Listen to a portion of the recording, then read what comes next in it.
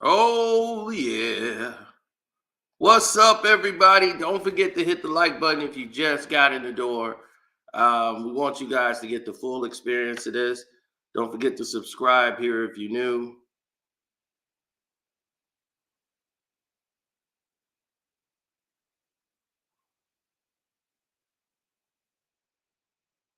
Absolutely.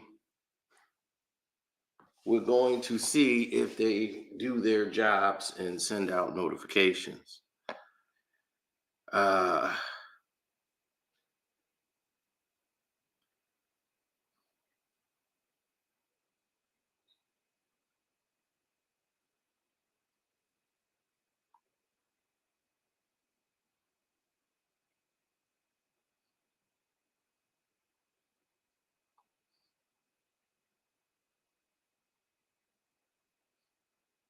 okay, I'm sorry about that. We had a notification situation there.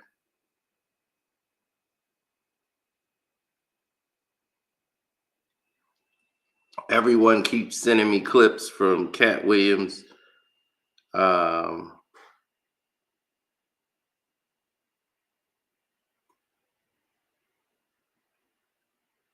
yes, everyone.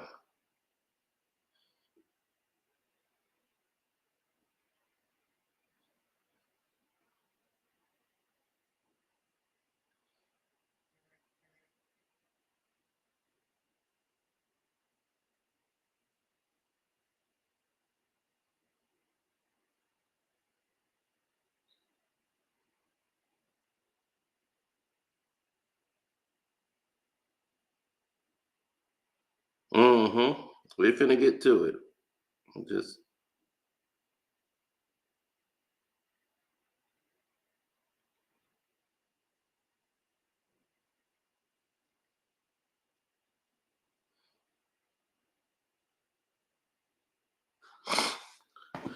now, let's get to this.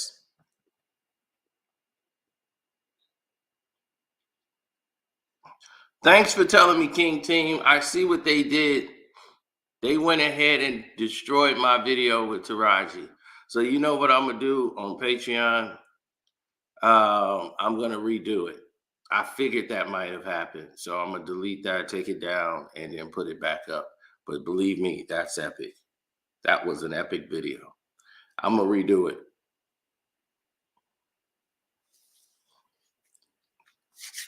So, Cat Williams has come out, ladies and gentlemen,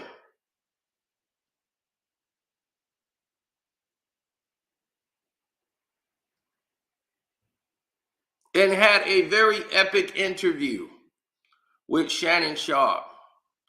And immediately he started doing what he does. He called out the gatekeepers. He called out all these situations that took place.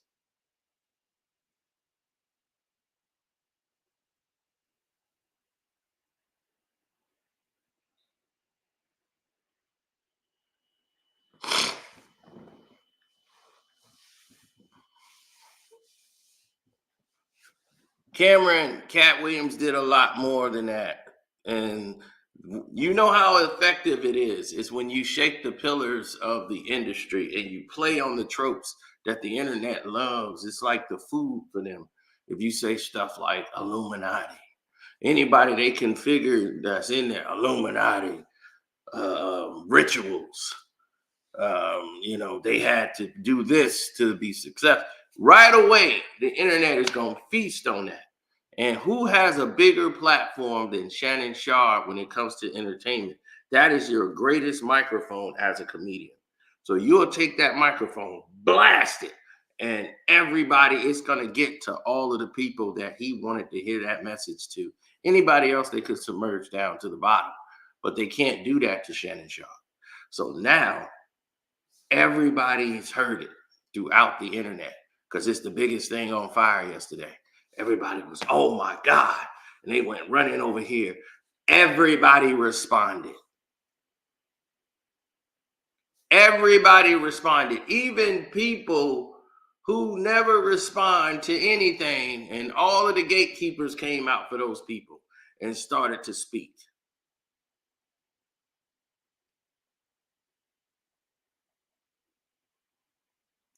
Oh, yeah, I'm aware, Michael. I'm going to take it down and redo it. Thanks for telling me about the Patreon video. Yeah, I heard about it. They screwed it up. That was due to the facts of what happened earlier with my video with I believe they were still sabotaging me from the NBA thing or whatever I talked about yesterday. But it ended up affecting my Patreon video. So I'm going to have to go ahead and take that down and redo it because believe me, it's epic. That video's epic. You're going to want to know what I said in that video. Now,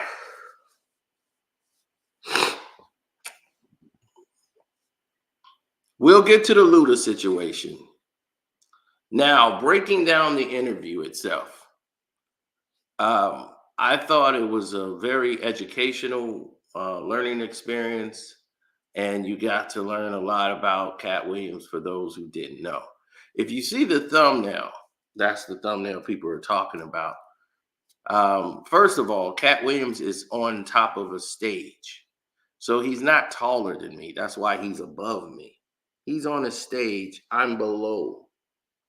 And I'm 5'9", but I'm taller than Katt Williams. I mean, I'm 5'11". Katt Williams is shorter than me, okay, in case you didn't know that. So the reason why he's up is because he's on a stage. Okay, we brought in New Year's together. He did the whole show, he did the performance. So we're at the front of the stage, right? So he's taking a picture with me. So that's why he leans down on the stage, grabs me and take a picture.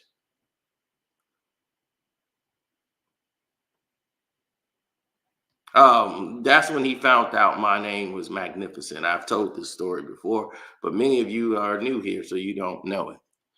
The girl who was there with me and was like, "Oh, Magnificent, let me get the camera," because Magnificent is my nickname that they call me.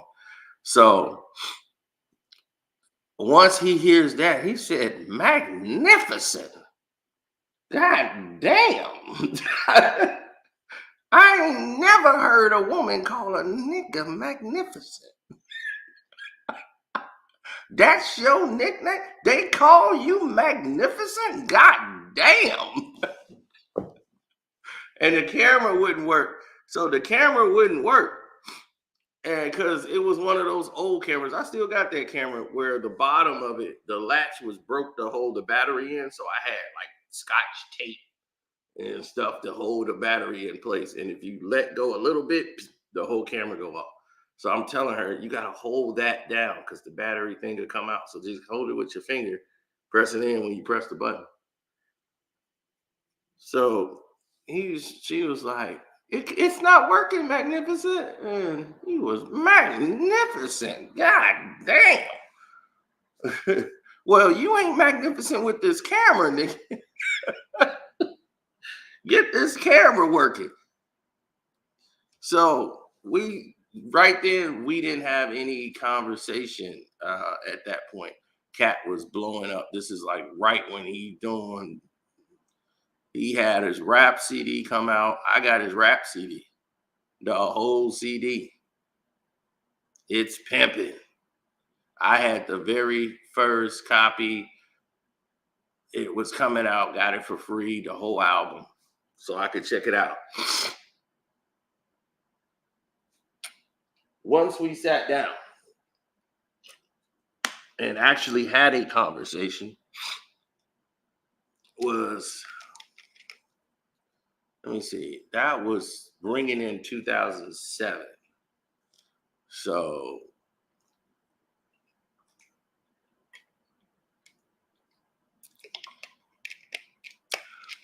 he was talking about how the woman got executed in Mexico. And she said all that stuff, and then they came and jumped on top of the car. So he turned that into a joke at a damn lounge table and used that on stage. He didn't even do, he did like 3 shows and changed almost all the jokes from what he did in the previous show. So to make sure, if you gonna see 2 shows from me in one night or 3 shows from me in a night, the shows are gonna be different.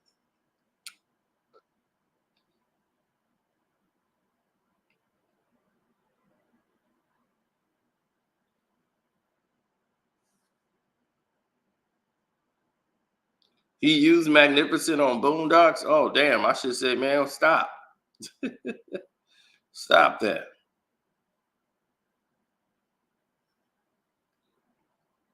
See, just because people don't know, they talk. See, look, you see that? He want to be seen. He want to be heard. Stop lying and talk about Shannon. So now you're gonna realize that, yeah, Grimace had arms. Now let's get to the gist of why we're saying all of this, because you guys need to know some things. When Katt Williams started talking about how he got started in the game, that was very essential. I remember those early years. So when he did Money Mike and he was the hottest thing going, he had, at the same time, had accepted a movie role that was going on early in production. I would say it had to be around, I want to say 2001, 2002, they were actually shooting the movie. Kel Mitchell produced this film. Yeah, Keenan and Kel, the Kel that I know, right, produced his first feature film. Started him and his ex-wife. It's called Ganked. Kel wrote this script. His ex-wife was a producer. I didn't want to say her crazy ass name, but she was a producer and she wanted to star in the movie because it's all about her, you know, trying to be a star. And Kel's dumping all this money into it. Her father in the movie is played by Katt Williams.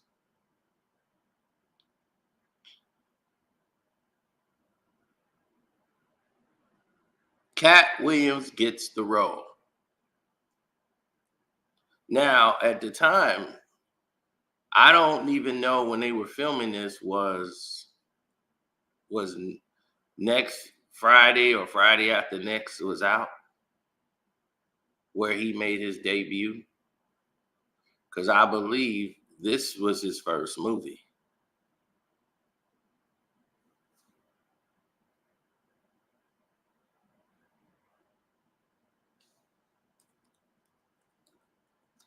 Oh yes, Friday after next came out in 2002, and 2005 was the release of Gang. But when was it recorded? I think it was recorded right during the same time. It just came out later, because I remember them working on this movie for like years. And I was in Los Angeles at Nickelodeon Studios when they were getting ready to make this movie, and everybody from family and friends was helping out with the film, like playing roles, like his family, his sister, Kel Mitchell's sister, and I could have been in the movie. But I'm like this. When I was out there at Nickelodeon Studios, we could have spoke about this. So I could have said, well, I'm gonna stay out here in San Diego. That way I could drive 2 hours instead of going back to Chicago. And now I'm back in Chicago. So I'm like, if I'm gonna be in the movie, dog, you just gotta give me a plane ticket, then I'll come out there. That's how I looked at it. I'm gonna need a plane ticket, dog. Then that'll be that.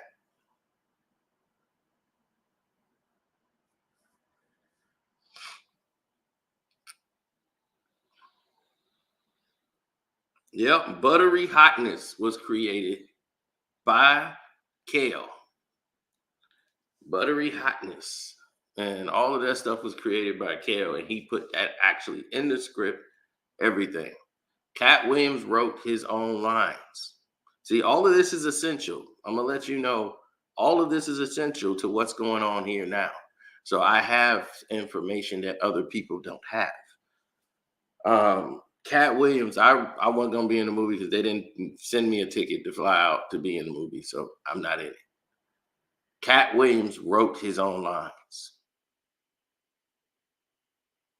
When they gave me the synopsis of what the movie was about, Kel was excited and like, oh no, because see, she's gonna be, instead of me being the entertainer, everybody used to me being the entertainer. I'm this guy that's trying to get in the business. And she's this superstar singer, right? She's this entertainer. And I'm gonna give her my ideas and she's gonna steal it. And her father and everything else is like pushing her career and her manager and Cat Williams. We got Cat Williams to be the he's this comic man. He real funny. He gonna be the father, right? And we got some other comics out there. So he was on the strip of working with young comedians and all the young talent that was coming up. And Cat Williams was about to blow and was on the cusp of being something at that time. So Cat Williams being in this movie early on, people were shocked he was on it. The advice I gave Kel is when you box this up, put Cat Williams' face, blow him up on the page, on the box. So people can know Cat Williams featuring Cat Williams. That's the advice I gave him. Blow that man up on the box. Put his face on there too, because he's everywhere. Put Cat Williams' face on the front of that box somewhere. So people could be in the video store and see that and grab the tape. So that was my advice. Now, Cat Williams wrote his character, wrote how it was gonna look. Him supposed to be this millionaire living in this big house. He had written that out the way it was supposed to be, of how his character should be. So when Ricky Smiley,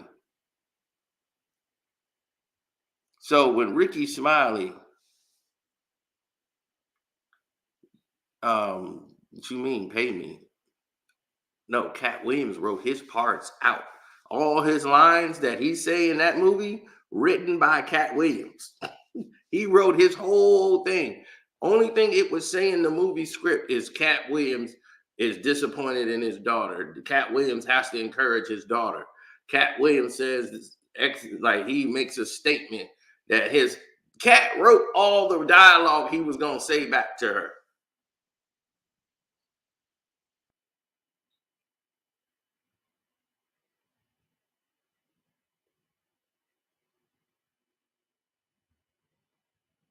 My imagination is impeccable. Sure. Haven't even said anything yet. But my imagination.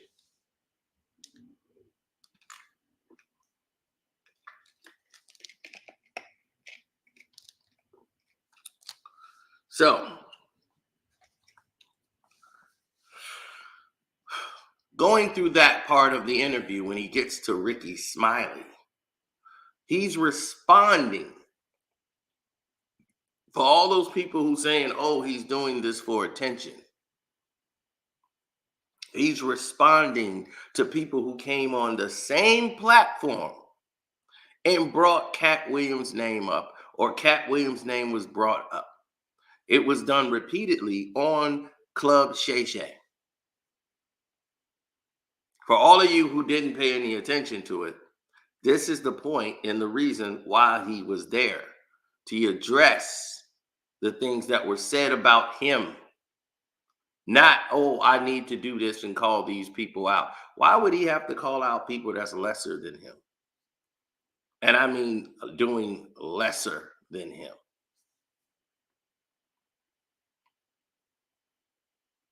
That's not how it works. You don't call out people that's doing something lesser than you. Why do you think Gilbert Arenas called out Kwame Brown and he would even mention me? and go back and forth with me and Kwame Brown because he knew we were more than him at the time. He needed to use us to create some buzz so that he could get a deal.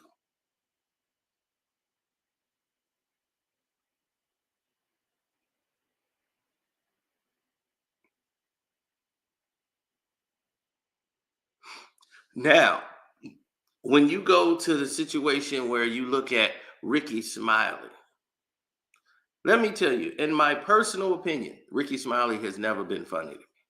Never. But everyone who I know who have worked with Ricky Smiley, a lot of them don't like him. He comes off as a prima donna and he comes off as somebody like almost with female tendencies.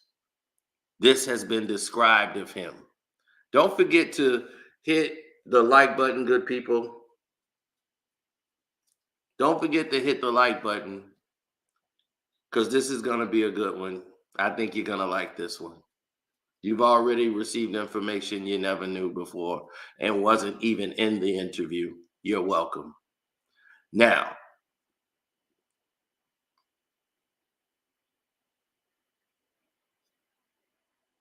oh, Dale, don't worry. I'm saving something for the Patreon too. You're going to like it too.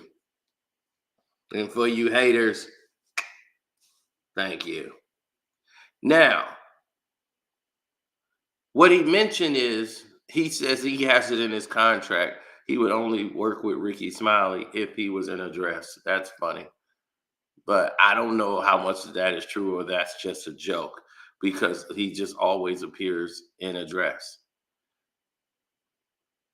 So when the first Sunday movie came out with Q, he was the character in the dress. And he's been on a lot of BET programs with him in a dress.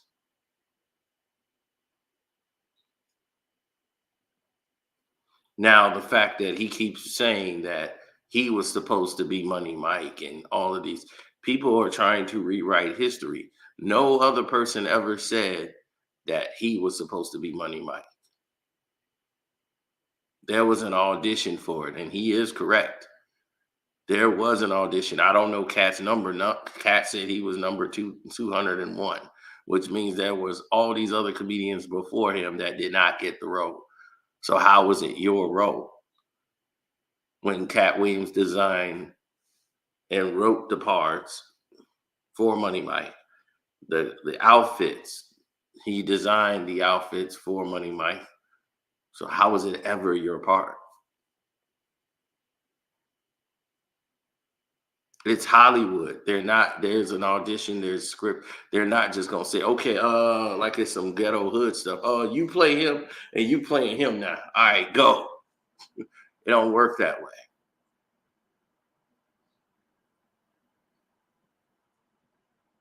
That gets worked out in the very beginning.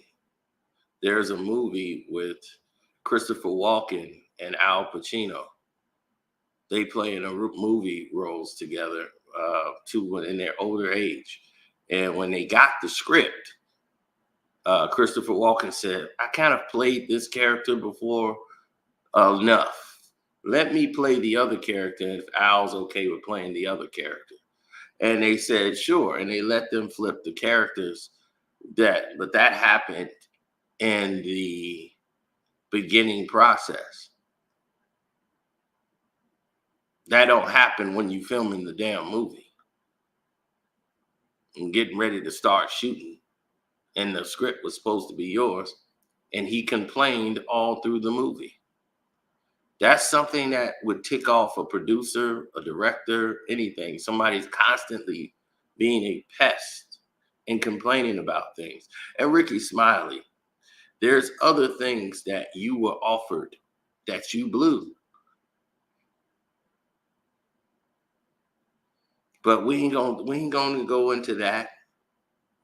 We ain't gonna go into that. We ain't gonna go into that. Let's just say somebody who was accused of SA. We all know what that is. And groping other men who worked at BET, who used to work at BET, and everybody took a blind eye to his actions. You were at his party, Ricky Smiley. You went back to the after party at his house, Ricky Smiley. I ain't saying you were the only one. I'm just saying you were invited to go. That's all we're going to say about that.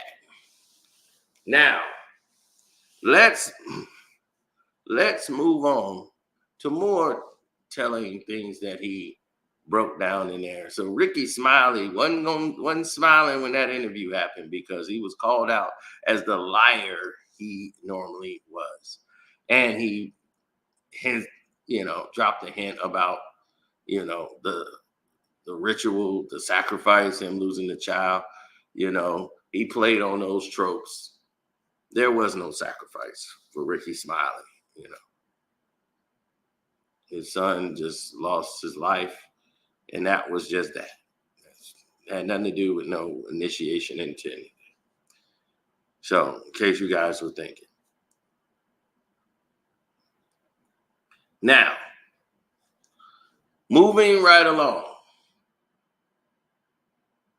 Now, as he's telling these stories, and he's telling these tales of correcting these people who have sat there and basically told a lot of lies on him. And he speaks about Faison Love. Like, him and Faison's beef is gone way too far for no reason. Faison is a very bitter man. He's bitter because he was at the apex. Like, they loved Faison. He used to take off his shirt, show his belly, tap his belly. Faison is hilarious to me. Like, he cracks me up with everything he does in a movie, with his comedic timing and lines. I love Faison as far as comedy and film. Stand up, not too much, but comedy and film, he is great. And he decided to bite back at Hollywood, and Hollywood snapped back and said, "How dare you? You go sit in that corner." They cut him off of Couples Retreat. He was on the cover of Couples Retreat, and they had the best thing ever. In the Vince Vaughn movie, when it went to the international trailer, they cut him off.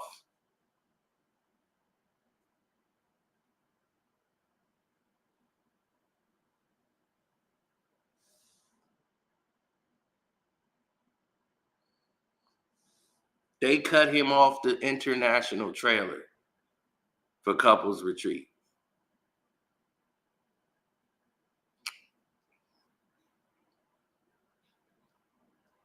So when they did that, and they cut him off the trailer, and he was in the international, I'm sorry, not the trailer, but the poster, he's cut off. They're not even on it. That led to a big thing that went out where the people was sticking up for Faison Love and the couple because they were the funniest thing in the movie. And the fact is, they were the funniest thing in the movie, and y'all act like they weren't in it. See, this is what Black people talk about with international films and making this big stance, right? And they didn't want Faison to throw gasoline on the fire by saying anything about it. So they told him, just be quiet. So he was quiet. And then now, he ended up being ostracized because he didn't want to play ball on something. And that knocked him out of the whole loop with them trying to cast it. And he was like, I did everything y'all asked me to do. And I'm ostracized. I'm out. How am I out? How am I out off the one thing that I didn't even start the controversy, which he didn't. But because the noise was out there, they just blamed him anyway and cut him out. So he's bitter. at Hollywood for treating him like that. And that no one came back. So now he comes back years later and goes on DJ Vlad and start talking about how he finna sue Universal now. Oh, that's a good way to get back in the door. How did that work for you? So all I'm saying is when you do certain things, it puts you in a different light. Katt Williams ain't have anything to do with that. You attacking Katt Williams all the time is the reason why Katt Williams brought you up. But it was keeping your name in the search engines and everything else. But he's never had a special. I've never seen the Faison Love special. Ever. So Katt Williams did not lie about Faison Love. Not one bit.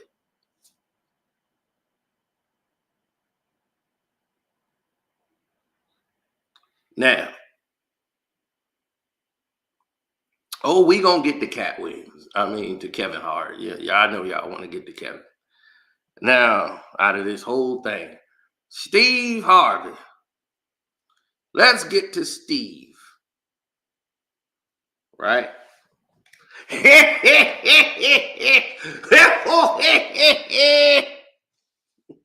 Oh, Steve.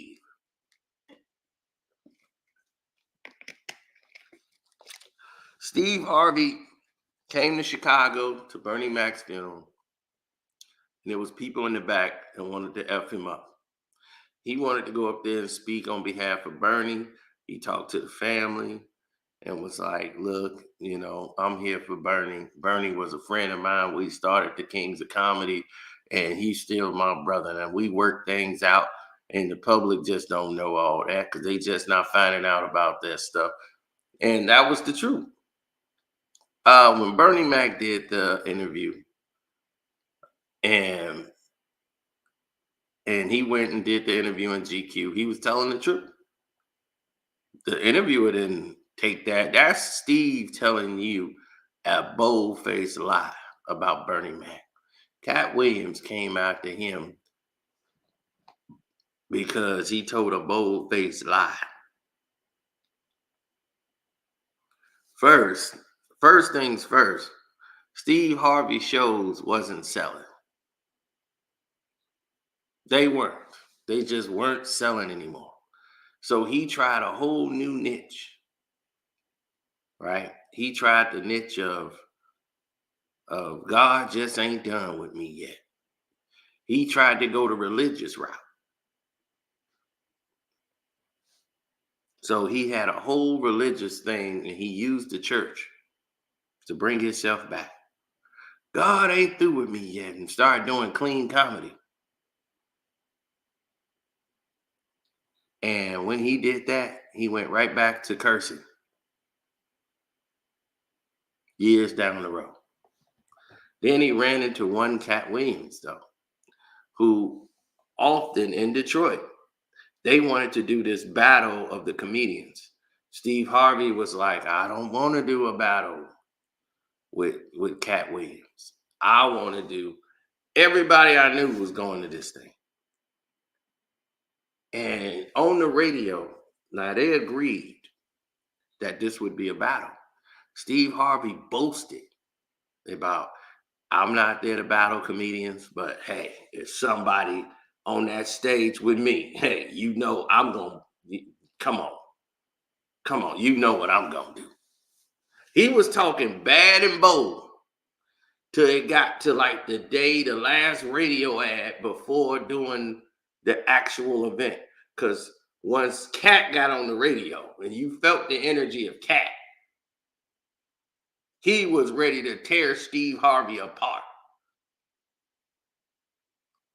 Katt Williams closed the show, not Steve Harvey.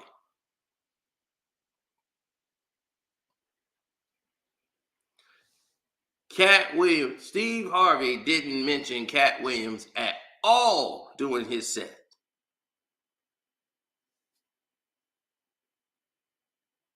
He basically did a Family Feud stand up with this audience that was packed, sold out, right? And it was for whom? Katt Williams. He sold that place out. And boy, did he do an execution of Steve. He was Steve Harvey sat here for 20 minutes and talked about that woman's hat for 20 goddamn minutes. Oh no, y'all didn't come here to get put to sleep. I'm here to wake y'all back up. Man, he tore Steve Harvey apart on that stage. And Steve Harvey was like, the whole crowd is erupting and going crazy. I got a call when it was over. Man, Katt killed him! Katt killed him, dog! I'm like, people were trying to call me during it and put the phone up like, no, he roasted him. That's how bad it was. That's how bad it was. He was roasting Steve Harvey. Steve Harvey feelings was so hurt, saying, I ain't never had to do that ain't what comedy is about. Comedy ain't about talking about other comedians. When we start doing that, he was almost in tears in the back. He packed his stuff up and left. He got out of there before Katt was even done. Comedians ain't supposed to talk about other comedians. That's not what we do. That's not the art form. And that's why he won't be a Kings of Comedy.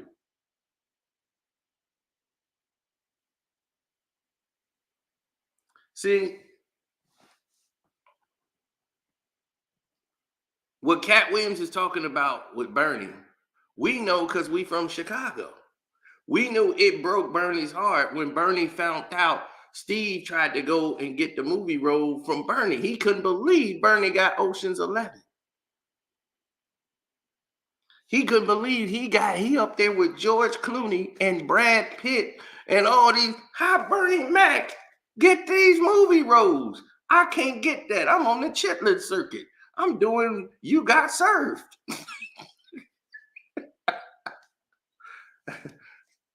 I got to do the Johnson's family reunion.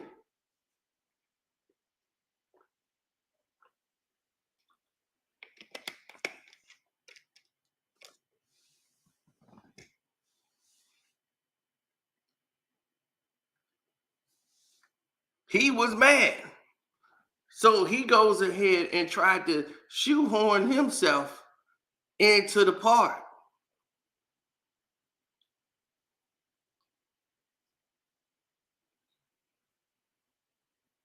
And Steve was mad that it got back to Bernie.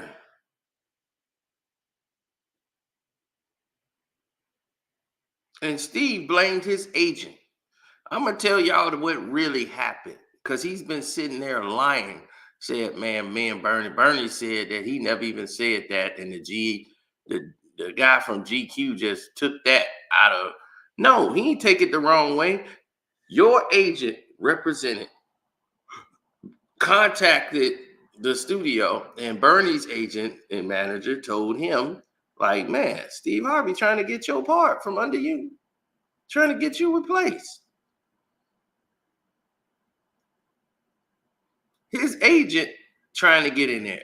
Steve Harvey told his agent, see if you can get me in there for that part. Are they sold on Bernie all the way? See if I can get that part. He wanted that, like, why not get in there? See if that's a done deal. See if I can't get in there. Bernie had already left the Kings of Comedy. And Katt Williams had said they wanted me to replace Bernie Mac. Like, you gonna be the next King of Comedy. We gonna just continuously do the tour and have you with it.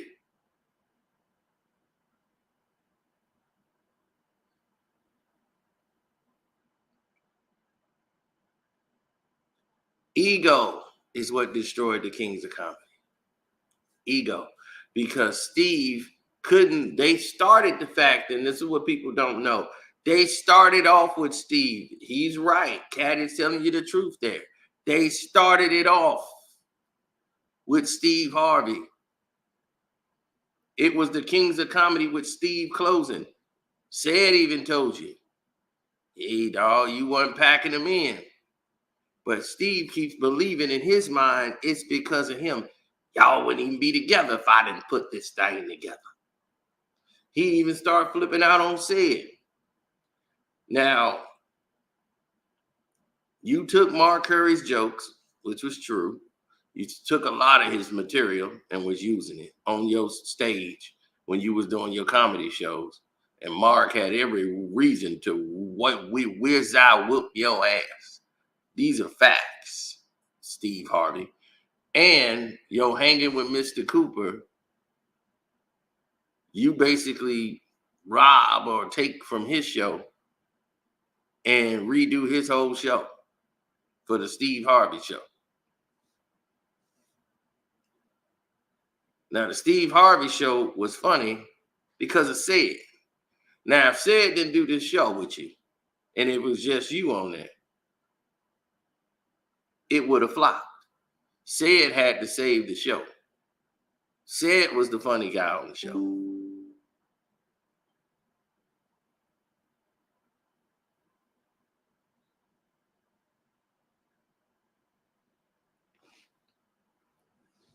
Now, I met Steve and I've been on this show because Kel Mitchell was on the show. They filmed the All That Nickelodeon stage when all the black shows was on the same set. So if you was a black show back then, you was all on one set. So the Steve Harvey show was filmed in like this lot. Everybody was in the same lunchroom. This is how I knew what happened to my man who played Romeo, Marilyn Santana, who used to come and hang out, and how the homeboy he was dating Brandy at the time, who was in the car with him, the dude who played from the People Under the Stairs. He was dating Brandy at that time, and Brandy was going crazy. We knew all of this. Hollywood secrets, all of it we knew. This is when, because we were joking about it too. It was like, yeah, Brandy flipped out at a photo shoot, and snapped out. She was like, yeah, I'm evil Brandy. Hey, it was weird because it's like all them dudes like had something to do with dating Brandy at the time. Kel, that was like his first industry girlfriend. Like, I don't even know if that you can call that a girlfriend. You know, he had a crush on her. They worked together and all this stuff. And I guess he thought because they had each other's number, you know, and that they were like dating, and they kind of what.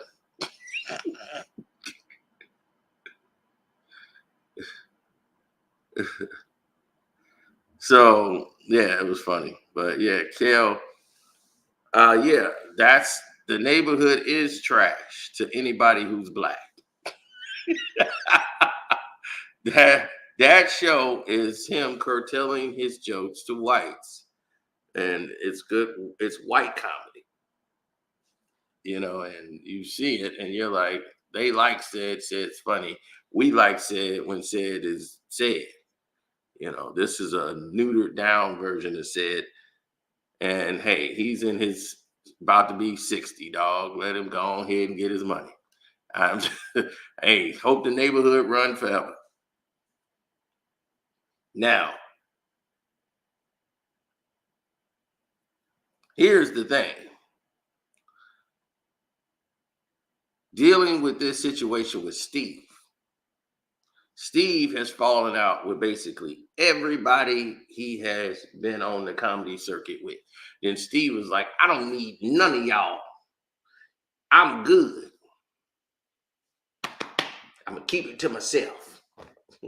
I'm going to go out and I'm going to do my own show. I sell it out with only rich white folks. And I'm going to go on stage and start doing my TV shows. I got little big shots. He had Little Big Shots. He had the show he did with the Steve Harvey show. He had a whole nother show. He had everything you could think of.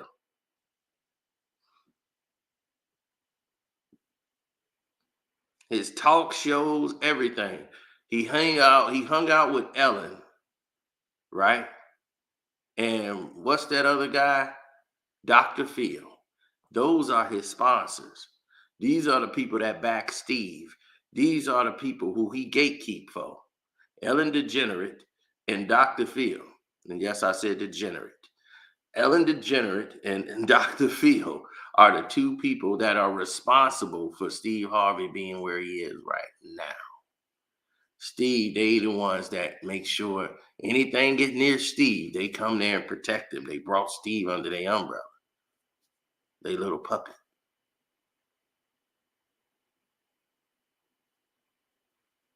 See, a lot of y'all don't know all these facts.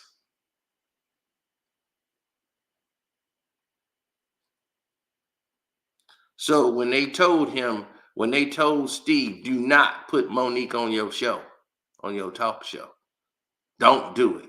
No. Ellen DeGeneres said that, and so did Dr. Phil. Don't put that woman on that show. He was, no, I could talk to her. I could bring her back in. I'm telling you, this is going to do big ratings. And it's not only going to do that, she wants to be back in the circle. She wants some answers. I can help her. Let me explain it to her. Let me show you. Steve's not a good idea. Don't do it. They both, when both of your people that made you tell you no, and you go against that. You know the last time that's happened? Arsenio Hall bringing Mr. Farrakhan on the Arsenio Hall show when the Les Moonves, the president of CBS, tells him no. And he thought he was bigger than the network. And he decided to do it anyway. And he brought the minister on. And next thing you know, the show was put on at like midnight. They moved the Arsenio Hall show even later in the night and say, oh, you ain't doing the ratings no more. And got him off television. Did not renew his deal. It was done. So fast forward. Fast forward to what happened with Steve. Steve goes ahead, brings Monique on there, and Monique makes him look stupid. He made Monique's situation look even more explainable. Now he made himself look really bad. He made himself look like the gatekeeper he was. And because he made himself look like the gatekeeper, it went just like that.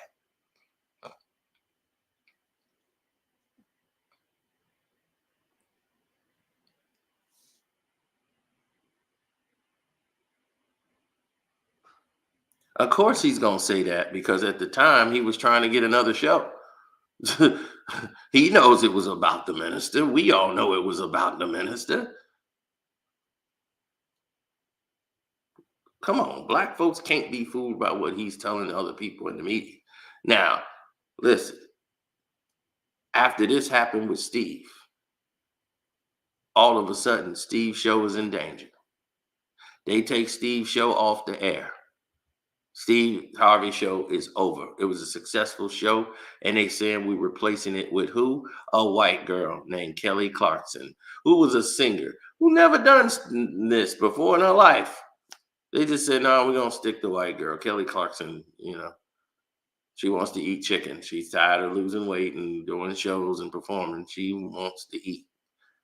So she's just blowing up, getting bigger and bigger by the day. She, potatoes. I'm not doing performing no more. So she's like, forget that. So Kelly Clarkson replaced Steve Harvey show. They took Steve right off the air. Steve still owned the show, so he was like, I'm gonna shop the show.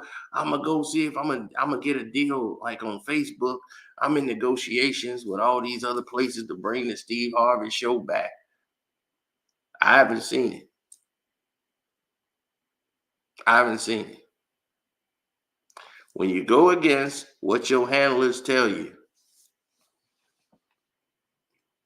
they show you their power. And Kelly Clarkson is still on in your spot. So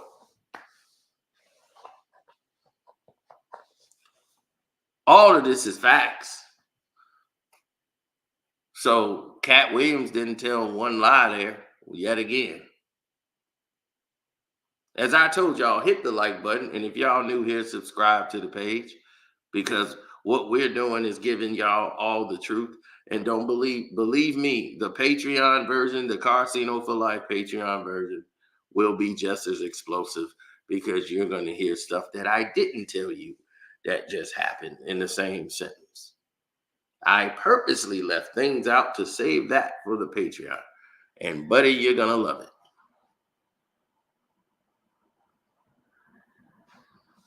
Now, definitely involving Steve and Katt. Oh, we're going to get into that. Now, let's continue on. Cedric the Entertainer. That joke. Both sides are correct.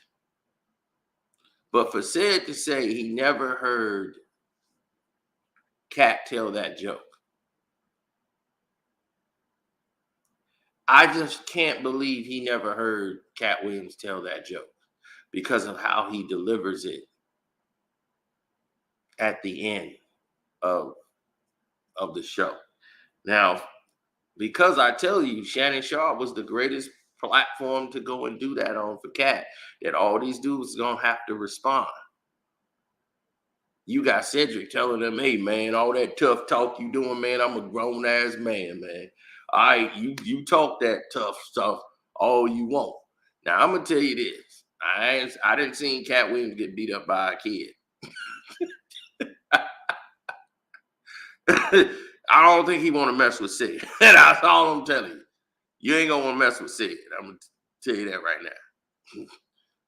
now. Okay. I know you got it on you. You gonna have to have it on you to get him up off you.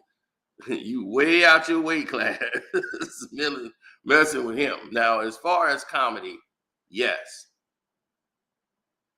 When it comes down to flat out comedy, Katt Williams is better, light years better than Ced. Ced is that guy you will say is around the house funny. Ced is funny, don't get me wrong, but he's like around the house funny. He's more of a, like when he had his own variety show, he's a variety show guy. Ced like to sing, he like to dance. He's more of a variety comedian than just coming out there with jokes. He'll take one joke and drag it all the way out. And I don't know if he writes or don't write, but the way it's more freeform than I've ever seen from a lot of other comedians. Katt Williams is a perfectionist when it comes to putting words together. You can tell he's, like he explained, he read the encyclopedia over and over again. There was other people like that who done that, like LL Cool J used to do that. He used to read the dictionary and learn all these words and use different words in songs. He didn't want to use the same words everybody else used. That's why when he said, let's let our love unfurl, nobody in the hood was ever using unfurl. They never knew what the hell he was talking about on I Need Love. It was the most genuine, clean rap lyrically, like, man, like what? I said, wow. And when you hear him rap and a lot of that, and a lot of other rappers like, yeah, this dude was reading encyclopedia or something. So he used to do that to change his words around and get to these different levels. Because he's in the art of words. That's his form. Why not be great at it? Katt Williams was good with his memory. He had a great memory. And for him to go ahead and vernacularly put words together quickly in his mind, he's sharp as a tack. So to see him like that in that form, he was unique. He was the unicorn. Him and Eddie Griffin are two of the most genuine comics you're probably gonna see.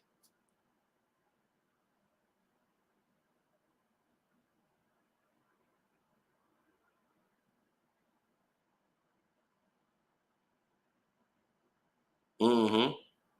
Hit the like button, good people, because we really finna get elevated. Now, their thing and their only beef that they have is over this joke. And he said has apologized to him for this joke before.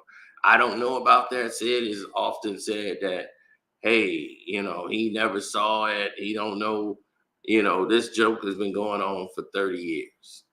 And it's been told in different formats. And that happens in comedy. Sometimes a joke is told in a format and it's been going around. Now, Mark Curry helped him evolve the joke that Katt done. And it lands on his shows, and he used to use it to close his shows. So it was so successful. And he just changed it to a spaceship to try to make it sound different.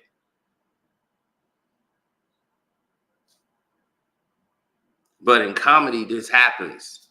Somebody step on somebody. I've seen comedy shows. Chicago is the home of the comedians. We know the comedians. So we've seen all the shows. We go to more comedy shows than damn near anybody in history. So we've seen the racial divide. You either was on the soft side or you was on the north side. They didn't really let a lot of soft side comedians come to the north side. Second City, like Saturday Night Live crew, like white comedians. They didn't really go to the south side, to the hood. So when you ain't on that side and you're just on one side, like we're just gonna do only for the whites. We don't need to go there. They call it like the chitlin circuit. Bernie Mac used to tear up the soft side to where white people was like, I got to go see this guy. Everyone's talking about how funny he is. Shaquille O'Neal was playing for the Orlando Magic and came down and saw Bernie Mac after the Bulls game. Because he couldn't believe, like, this dude is so funny.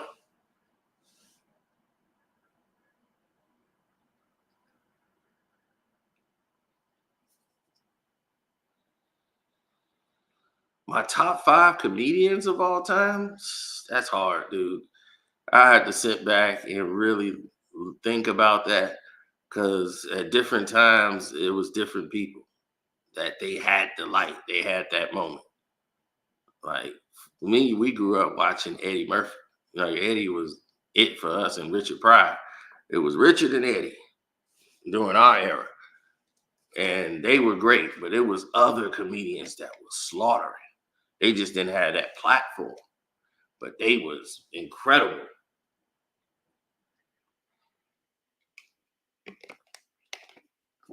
And the jokes was off the chain. Corey Holcomb, I've seen him. I remembered the name and I remembered his voice. So when I saw his face, I said, yeah, I remember the guy. But when somebody kept telling me, you don't remember Corey Holcomb? Corey Holcomb, I'm like, I just can't picture the dude, but I remember him. This was years ago, y'all. I mean, yeah, I know Corey Holcomb now, but And I was like, man, I've been to the comedy show in Chicago, seen him plenty of times. And he is so unique with his words. And his comedy is just like a gut punch when you hear him because he ain't got no line in him. You see, people want to hear the truth. Oh, absolutely. People want to hear the truth. So when you hear all these other people talk, this is what they come with. Like Michael Blackston. Michael Blackston is lucky to still be doing comedy. Now, he's another person that stand up is horrible. He's not funny in stand up whatsoever. If you watch a Michael Blackston special, I saw him plenty of times. I saw him when he first came up with him and Tracy Morgan. Tracy Morgan used to dress up with a doggone hat with a fan on it, spin around, and he wear a T-top with his damn belly hanging out. He sticking his lip, sticking his lips out, going in there grabbing props out of a damn bag. That used to be Tracy Morgan. Like he was a big, gigantic baby. He used to play that role on stage.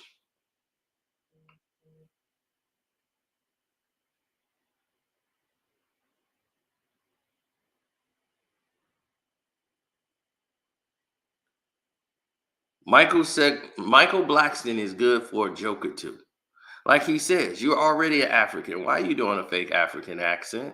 If you're the king of Africa, why don't you go back and do shows with African comedians? They got comedians in Africa.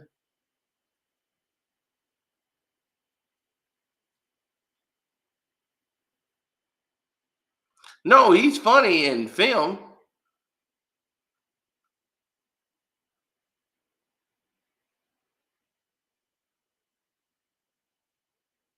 but it's like he's doing one joke all day long. And he used to dress up with the dashiki on. Cat said, I told him, man, take that dashiki off, man. Take that outfit off. He used to wear the dashiki and do the African bit all the time. He's been his whole act is one joke. Ah, you bitch ass nigga. What the fuck you doing, man? I can't get jiggy with this. That was it. His one scene in like next Friday is what really got him on the map. And he had been out for years. I've seen him on the comedy circuit, and it was just silly comedy. It just wasn't really funny. It was just silly. So after that, right, he started opening up some schools, doing stuff in Africa, which was cool. But this is stuff Cat told him. And now they want to come and attack him for it because why? They want to appease and be the gatekeepers they are. They just exposed themselves. Every single last one of them. You see all these other people, they ain't got nothing to do with it. They responding, these other comedians, oh, he's just bitter and mad. And he's hating on all these people. How is he hating if he's responding to these people? You didn't say anything when these people was responding and bringing up Katt Williams' name on Club Shay Shay. So if he's responding to somebody, how the hell is he clout chasing? Or are you clout chasing because he's doing millions of views and doing more views than those bastards ever did, probably put together? So now that's burning up you clout chasing by using Katt Williams' name and attaching it to you because Katt Williams is trending right now. That's what's going on here.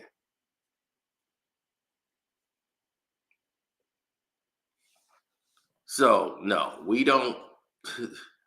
Yeah. So the Michael Blackston thing, once again, Katt Williams, 100% accurate. One thing I can say Katt was wrong about, and it wasn't. He wasn't lying. He just probably just didn't know. Jesus was not poor. I'm gonna tell you that, Katt. Jesus wasn't poor.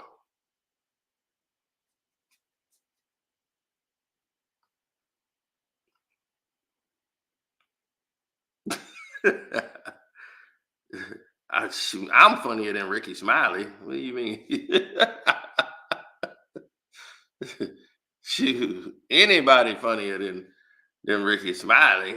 I mean, that ain't nothing. But no, Jesus was not poor. For all you guys who didn't know, when I know y'all just think three wise men came and gave riches and stuff to Jesus. No, everybody came to give money to the Son of Christ. You know, so no, it wasn't about him being a carpenter that where he got his money from. No, people from around the world came to give gifts to him, to give him riches. Everywhere Jesus traveled, he had a treasurer.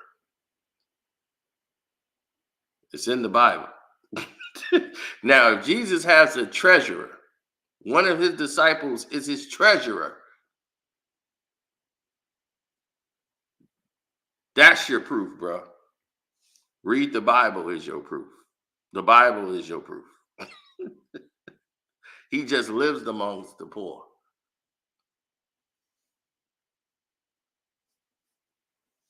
But Jesus had a treasurer. You don't have a treasurer if you're broke.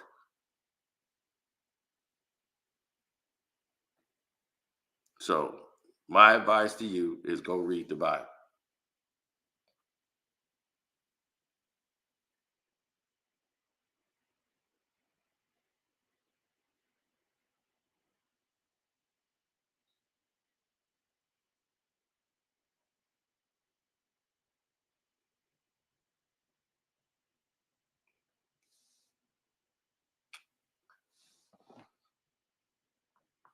I mean, it's in every holy scripture there is. There is a treasurer. Uh, Jesus gave wealth to the poor.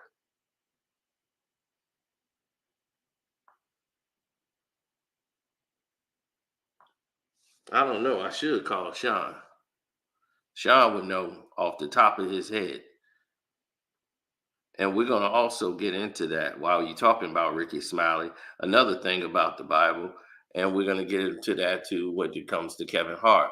Men are not supposed to dress like women, and women are not supposed to dress like men, according to Deuteronomy.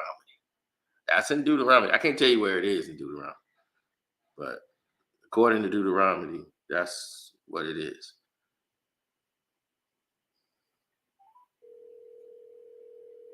Somebody said Judas was the treasurer. I'm going to find out. One second. Hey, what's up, Kev? Sean. Yeah. I'm live right now, but I had to ask you the question because I knew you would probably know. Katt Williams said that Jesus was broke, and I said that's not true. You're right.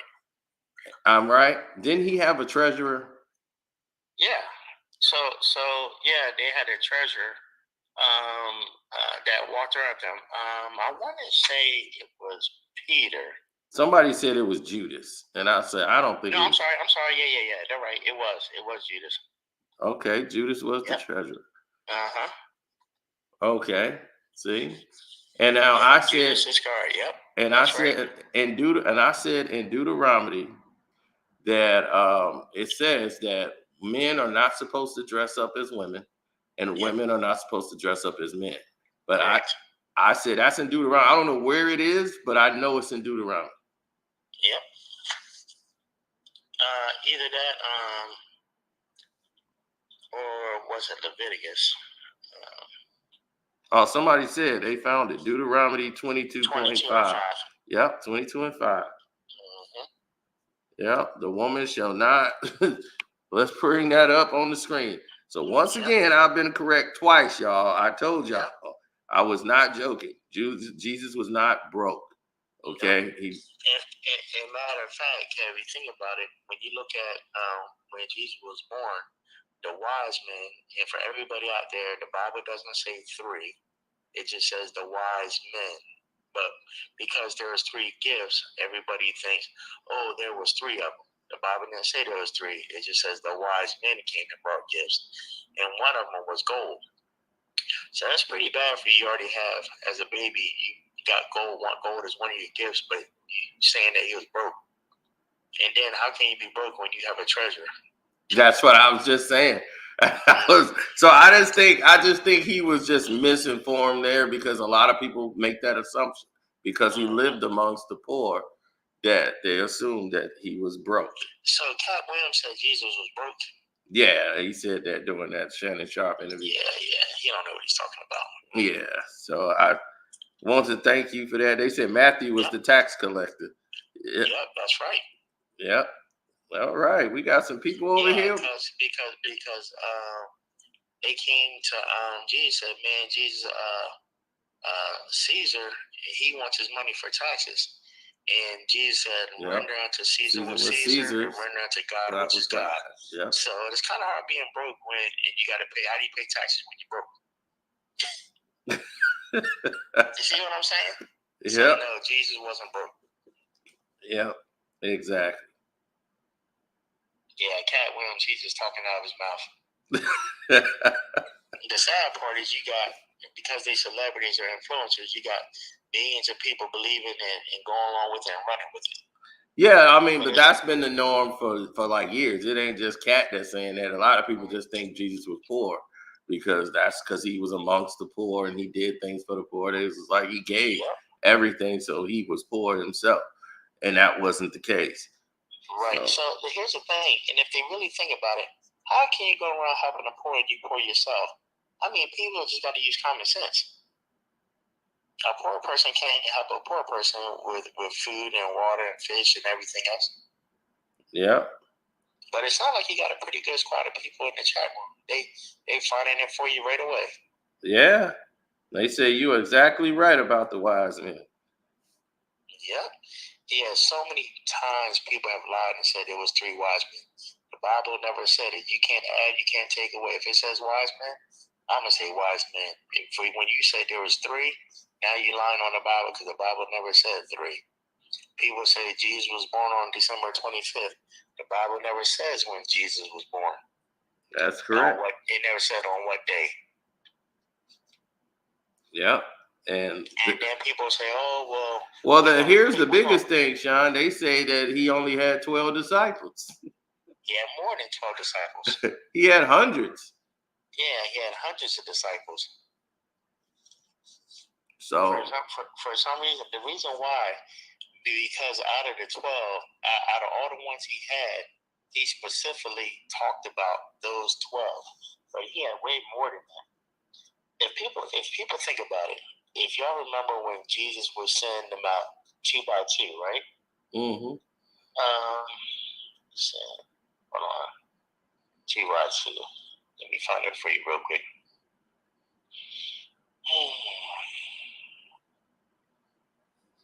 Let me go to it real quick.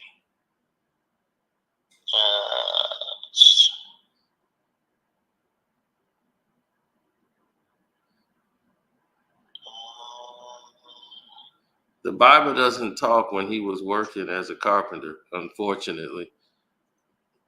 Yeah, it just says that he was a carpenter.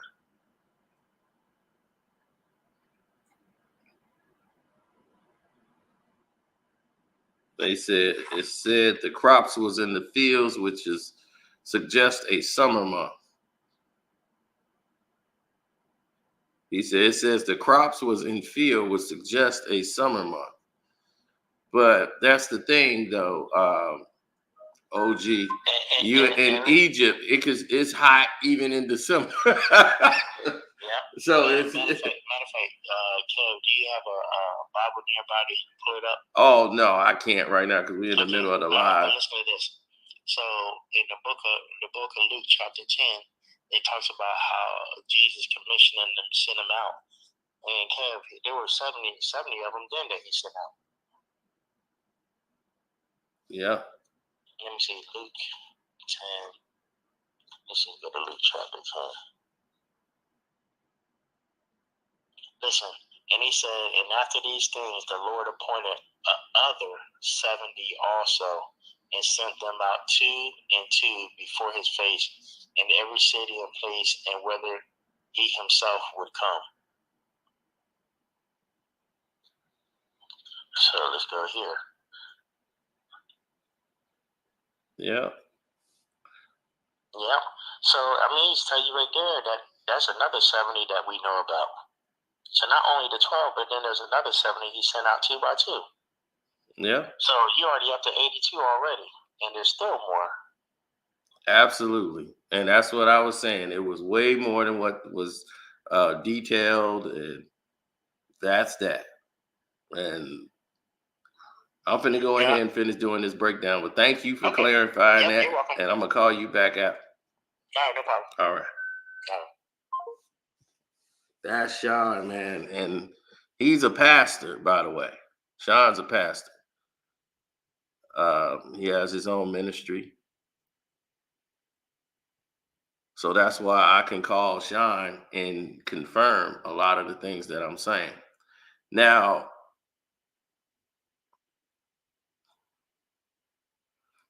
let's get back to this interview. Now, here is the part that you guys were waiting for, right? Let's get into Katt Williams and Kevin Hart. So, he says, Kevin Hart, have we ever seen anybody ever?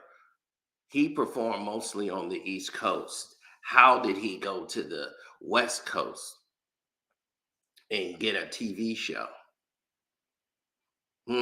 It's never been done before him, and it hasn't been done since him. Let me go into this whole thing with Kevin Hart. Katt Williams beef with Kevin Hart.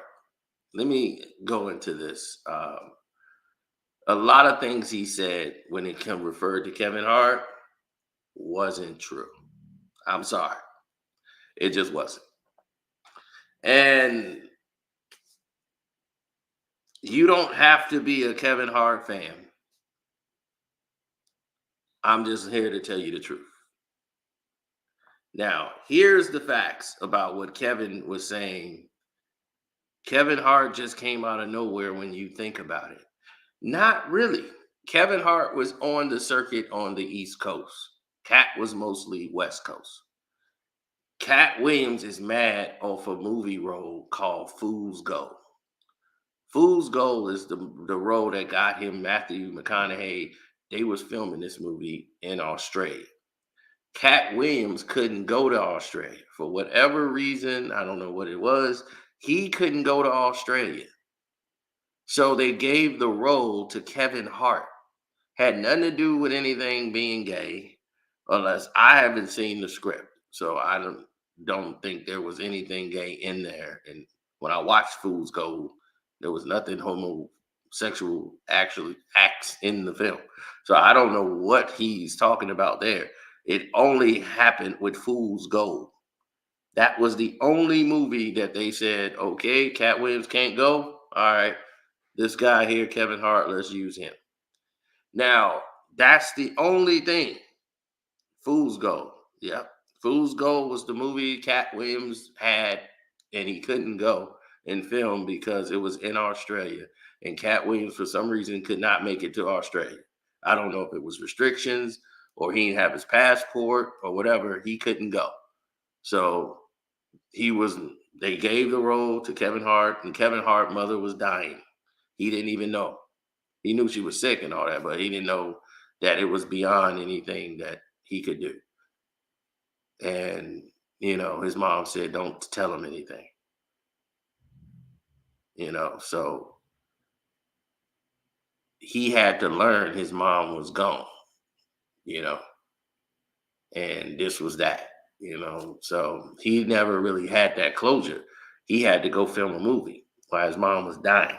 And he didn't know. She told the family, don't tell Kevin. Let Kevin go film his movie. Don't mess that up for him. Let him go do that. So I don't know what he's talking about when it came to that, because that's exactly what happened. Saying that there was homo stuff on the script, I don't know where that came from. Because like I said, I didn't see the Fool's Gold original script, but there was nothing homo in it when Kevin Hart did it.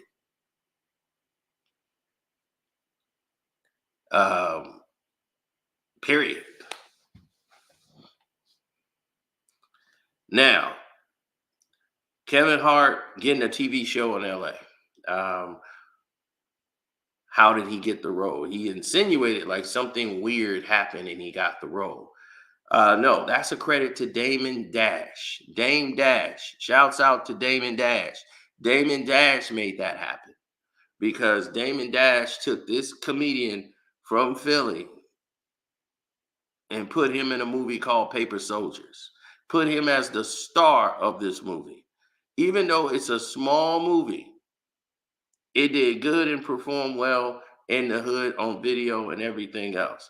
Put him in there with another unknown actress who's Jay-Z's cousin and put them in the film together as a couple. Two black people leading this film. Unknown comic that some people knew in Paper Soldiers.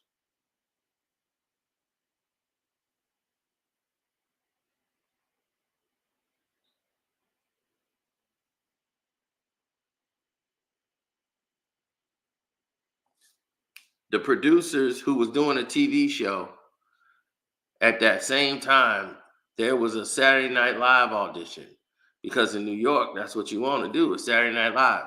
Kevin Hart had an audition for Saturday Night Live. This is right before he got the Paper Soldier thing. They called him up for Saturday Night Live. And they was like, we got you in. It was hard, but I got you an audition for Saturday Night Live. So he goes and do that, but it's like, you got to do 3 impressions. And he's like, they better off getting Tommy for that. I don't do impressions. Did you tell them I'm not the impression comedian. That's not what I do. And they was like, this is the hottest young comedian on the circuit right now. So Lorne Michaels and his team sat there. They eating popcorn. Kevin Hart goes in and it's quiet. And he thought, I'm going to do Avery Johnson because I know I can do everybody tell me I look like Avery Johnson. So he does Avery Johnson. Then he did like Al Pacino and Denzel Washington. And when he did it, the whole room was quiet. First of all, they didn't even know who the hell Avery Johnson was. Lorne Michaels, so they didn't know he could have been doing any damn body. They don't know. They didn't know who Avery Johnson was. So he's sitting there and they just looking. And he completely bombed Saturday Night Live. So this was not going well. The impressions of, he was like, well, I said, well, let me at least try to do a white guy. So he did Robert De Niro. He tried to do De Niro. Didn't work. He tried to do Denzel. It didn't work. And he was like, so he started just doing his stand-up. And nobody laughed. They didn't even move. And they said, thank you for coming in. And then Lorne Michaels walks out. Then he was like, oh, okay, I guess this is when I leave. So he left and totally bombed Saturday Night Live. He knew it went bad. So right at the same time, after bombing Saturday Night Live, that's when the producers saw Paper Soldiers.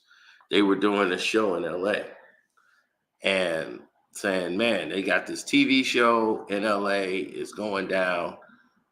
They saw your thing on Paper Soldiers. They think you would fit in real good because you smile. You show your teeth a lot. They like that. A comedian that smiles. And you're short. You don't look threatening. We're going to put you in a house with like a bunch of white people, suburbanized white people, and y'all all going to live in one apartment. And that's going to be the TV show. Kevin Hart takes it like, man, he tells his wife, look, I got to take this shot. He goes out there to get it. He went and get an apartment in California. That's how he went to California. got the apartment, went to LA. They had the TV show. He auditioned and got it. So Dame Dash is the reason because he had paper soldiers, is how he got to California. He took a risk and said, I'm just going to go out there and get me a crib in Cali. And they didn't even pick up the pilot. After they said they were going to pick up the pilot, he go out to a bar, start drinking, get drunk. And he was out with all these other producers and was like, man, that's sad. They canceled the show and this and that. So he was with these other people and they saying, man, I got this other thing you should do. And now he's in Cali because now he done moved out there. So now he's operating out there. That's how he got to California.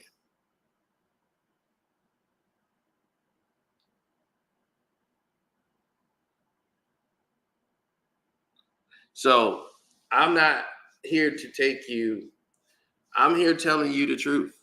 I didn't say, Katt didn't say anything else. He's just saying, how did this New York guy get to LA? I just explained it to you.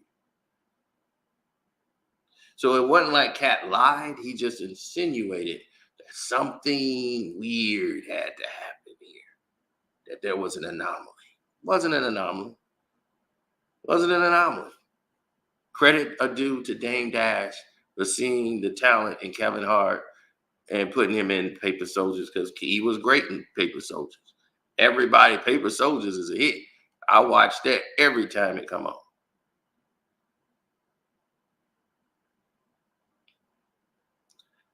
The success of Kevin Hart is basically off the failures of Katt Williams. That's what he's upset about. He's bitter over the success of Kevin Hart.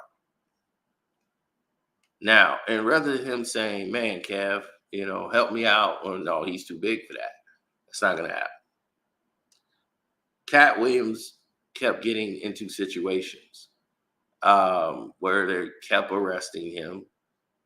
They kept doing all these things to him. And I mean, he talks about it in the interview. He was like, if you pull me over 15 times, you're going to get a hit. I got it on me. Why would you even say that in the interview? That's going to entice them to pull you over every single time now.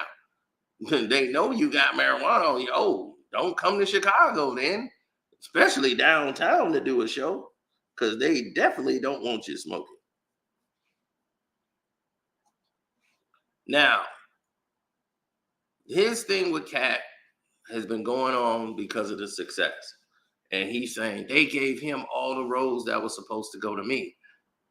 No, you were never going to do Central Intelligence. Central Intelligence wasn't for Katt Williams.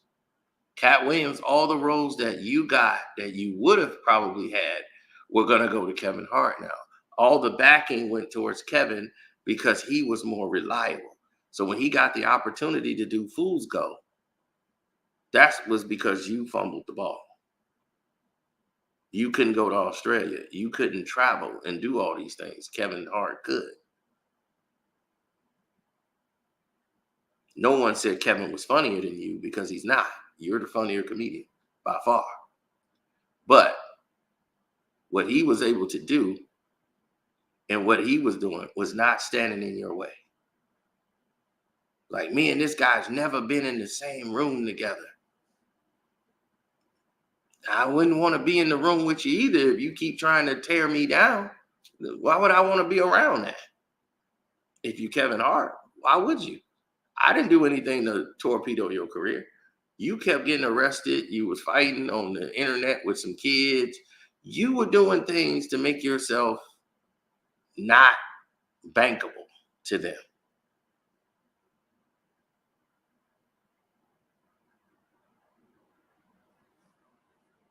When Martin did Big Mama's House 2, and you turned that down with Martin, and you got in that room and started going off about how you wasn't finna wear a dress, you can go get Brandon T. Jackson or some other Negroes, and you named all these people. Those are people are the producers of films. So even though you stood on your grounds and you said, I'm not doing this. Why are we doing this? You don't have to do this. And we saw in Blue Streak, they tried to put a dress on Dave Chappelle. Dave Chappelle tell that story how he walked. Nope, nope, nope. Stood his ground and still came out Dave. But you know what Dave didn't get? Another chance to do that again on that level.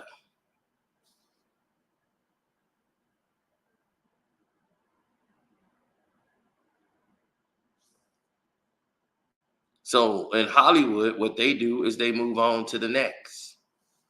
They don't wait. They don't put their whole stock in you and say, well, we gotta have you. They move on to the next, especially with blacks. You just seen how they did Jonathan Majors.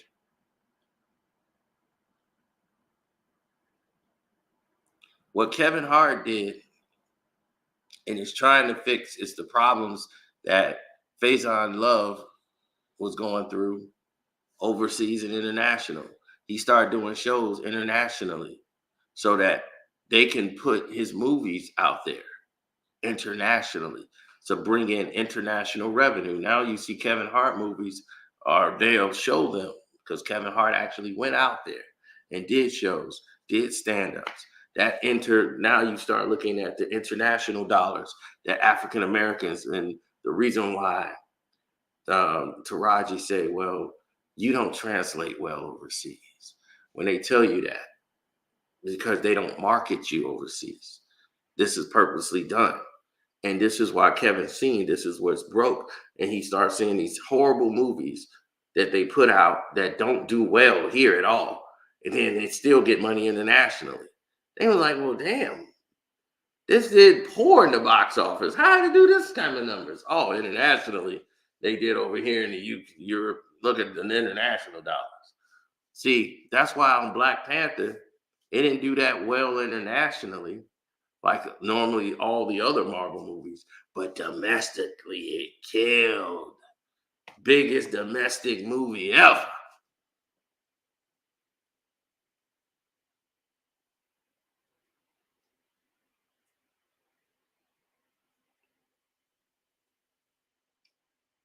So Kevin Hart did an interview saying he would never wear a dress. Then he was a special guest on Saturday Night Live. And this is where I understood why he did it, because it was funny. He dressed up as Gabby Douglas and he was wearing the crown and he was jumping up and down being Gabby Douglas. I was like, it was funny because I understood what the comedy was and the joke was about. So, I mean, like, I got it. So it was like, okay. It wasn't like he did a whole movie in it. He was doing a skit and they put him in a dress. But he knew this was going to this is going to backfire because they was going to play the clip where he said he would never wear a dress. Well, he thought he never would have to until they pulled that dress out and said, dude, you better wear a dress. But this is where I was upset, is that this is the same Saturday Night Live that dissed you and said we only want people who can do impersonations. If you can't do impersonations, then there's no need for you to be on Saturday Night Live. Because that's the only thing they want black entertainers to do on there is impersonations. But any other white comedian, they could just be funny. But if you're black, you got to do some impersonations.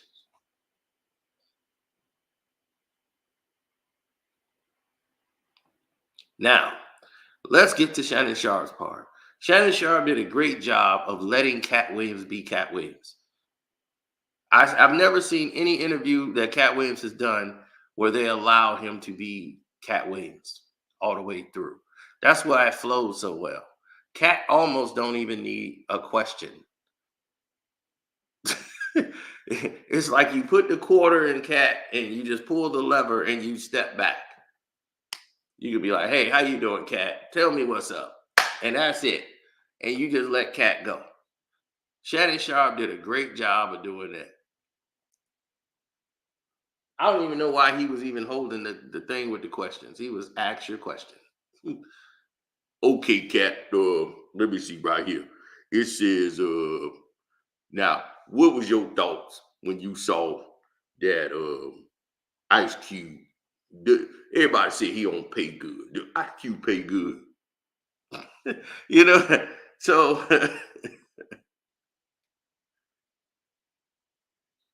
Charles, you wouldn't even know who Shannon Sharpe was, basically, if it wasn't for me talking about him. Nobody was talking about him. You forget who said Undisputed was going to be a hit before the show even aired? Me.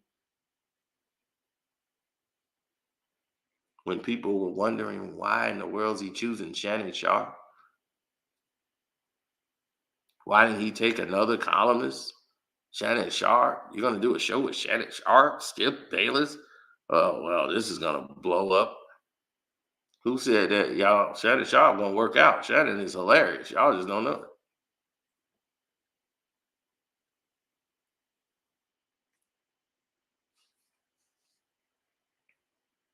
Because he was wrong about something with Kwame Brown, he was 100% incorrect. And I said, boy, he just made the biggest mistake of his career doing that. Oh, hopefully he's learned from that because we we punched a hole through him. We it was so bad he went and got rid. He got rid of Boo Thang. I ain't seen Boo Thang since. Boo Thang was in all the photos. Boo Thang.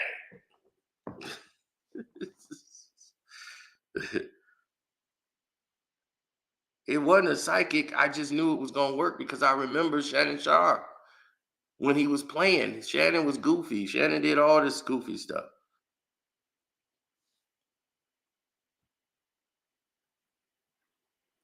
Remember, I didn't watch Stephen A. Smith.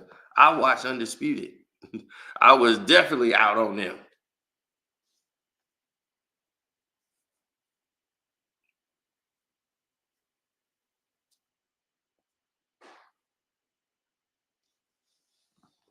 I know he's like a big kid.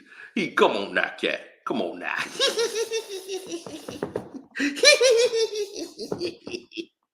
Come on now, cat. Come on. Now you know they're gonna double back. Come on now, they're gonna double back over here. They're gonna double back, cat.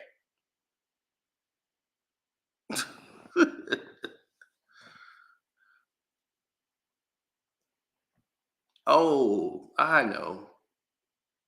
No, because Cat Williams kept getting bigger, and then he started bringing up Tiffany Haddish.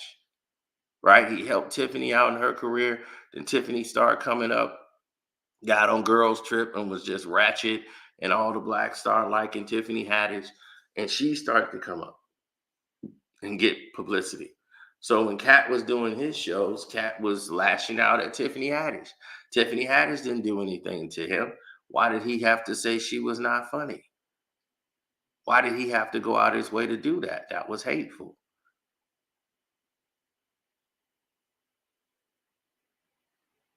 See, he's lashing out because they chose him, Kevin Hart.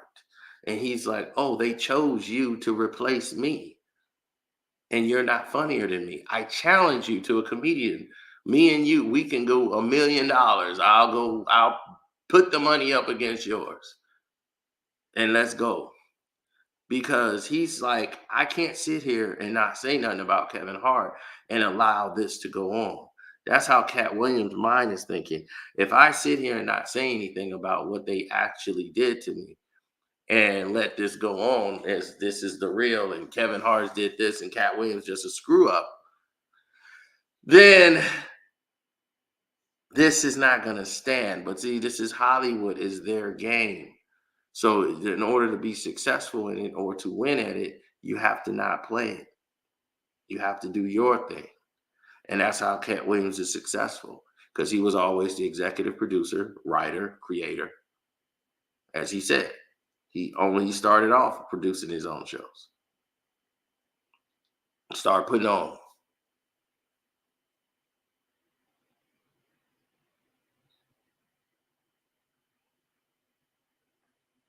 That she's not funny. They started to say that about Kevin Hart. Start tearing him down. He's got all these people in the stadium coming to see him perform, and all these people were laughing at the shows. I watched this stand up. I was laughing at jokes. So I know he's funny, but He's not Cat Williams funny.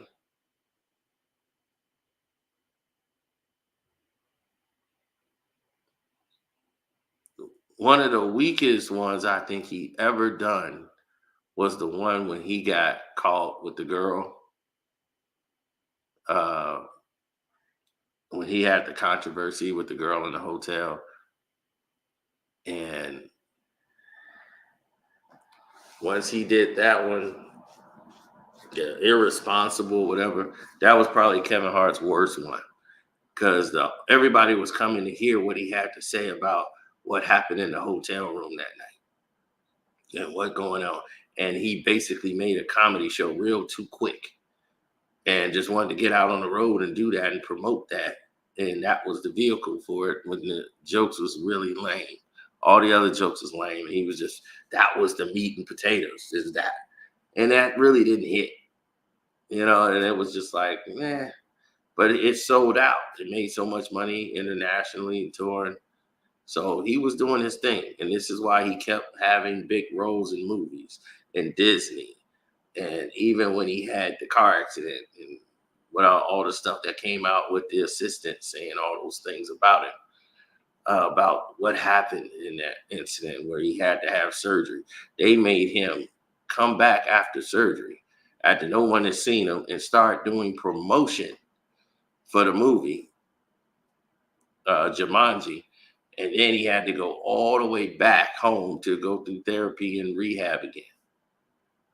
But Cat Williams is upset with Kevin Hart for having his spot that he feels and for attacking Tiffany Haddish the way he did.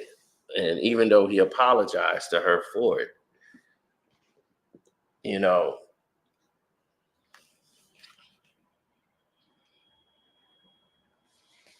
that still was wrong. So his thing with Kevin Hart is more of a competition thing, more like I'm better than you at this. And then the world needs to hear it. And they think of you as a plant. Like he thinks of Kevin Hart as industry plant. And if Cat Williams keeps saying it, people will start to believe it. It's selective programming.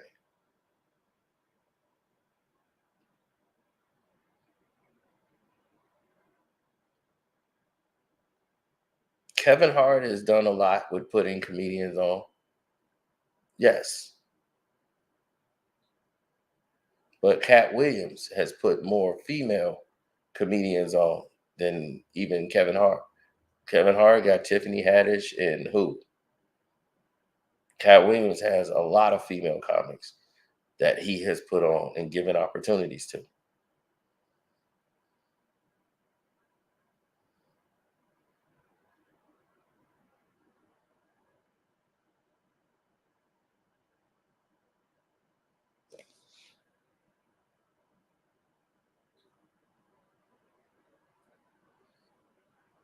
If you like Tiffany Haddish, that's fine.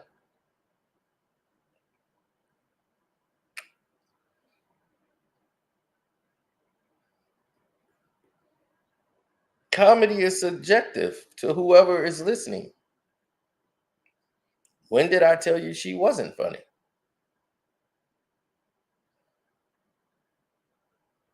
Now, Ricky Smiley, now he ain't funny. I'm going to tell you that now.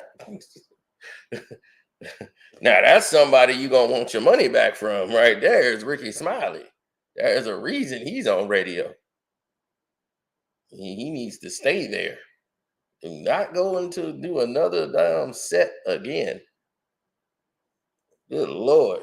Now, that's somebody who shouldn't be talking at all. Is Ricky Smiley. Go wear a dress and get in Tyler Perry movie or something. Uh, you ain't funny, bro. I was just like, this dude is not funny. I mean, just because you're funny looking, don't mean that you're funny.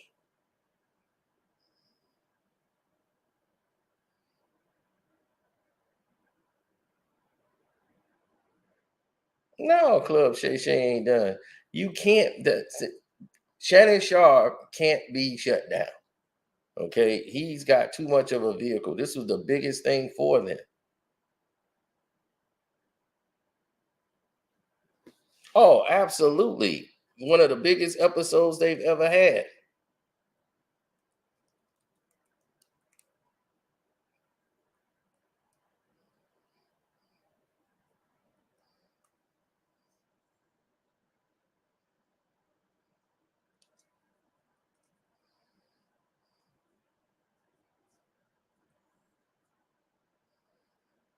Absolutely.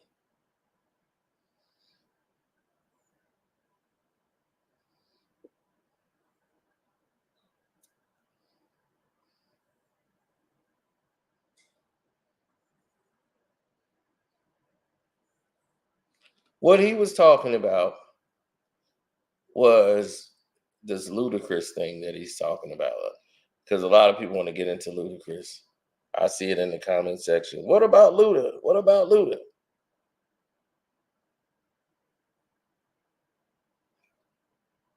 What about Luda? And he was in Fast and Furious. Let me tell you about Ludacris, right? Ludacris was doing all these NBA baller shows. He was doing The Simpsons. He was himself. He appeared on TV shows. He was in Fred Claus. That's when he was there with Vince Vaughn. He was playing himself. Then he did a film called Ball Don't Lie. And this is way back. Because remember, he played Tez, right? In the 2003 when John Singleton casted him in Too Fast, Too Furious, which they wanted to make more music oriented, more hip hop. They had the Asian girl they brought in there. Then they had Tez in there. And they said, we need to bring some color to Fast and Furious. So John Singleton brought that up. Got Asian people, they love racing cars. Black people love racing cars. And cars just like everybody else. Fast and Furious, the first one, too white. It's not reality. Besides Ja Rule, Monica! That was the only thing in there you saw with any type of color. So John Singleton set the stage for what was going to become the fast few, the formula of success. He started that back with Too Fast, Too Furious, which I thought was a ridiculous movie, but that wasn't the case. So he went on with his music career. So 5 years later, down the road, when the music is not selling, you're not as hot as you used to be anymore. Then he did Ball Don't Lie.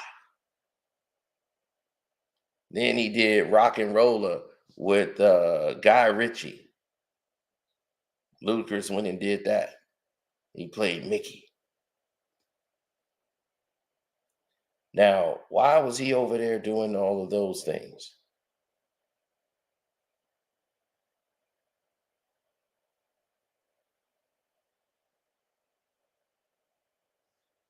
He wanted to show I could do any type of role that is provided.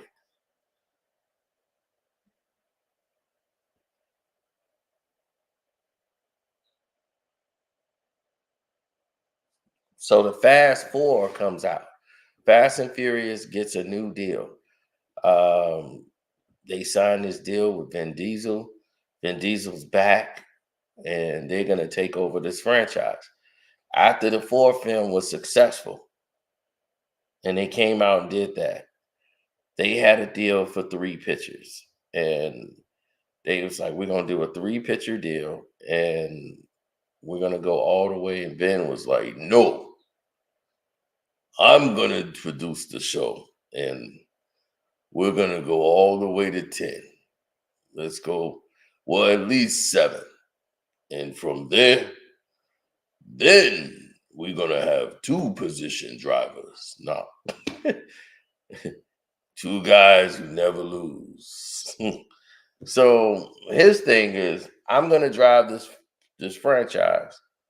We're gonna do the 3 films, and then we're gonna end it. So it's gonna go 5, 6, 7 was supposed to be the end. That wasn't gonna be the case, right? Because they was like after 5 and 6, 5 came out and just went to the stratosphere. They brought back all the guys. They had the Tokyo Drift cast. Han was in it. You know, all of these things were transpiring, right?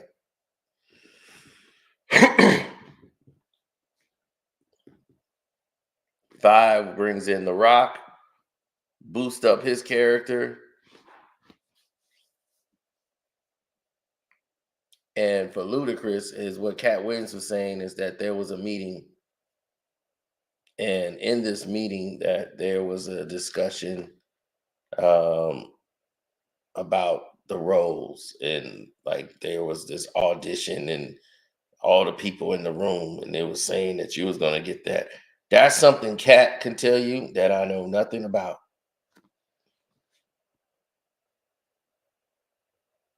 He said it's an Illuminati meeting, and it was there saying that you can get 20 movies at $10 million a movie.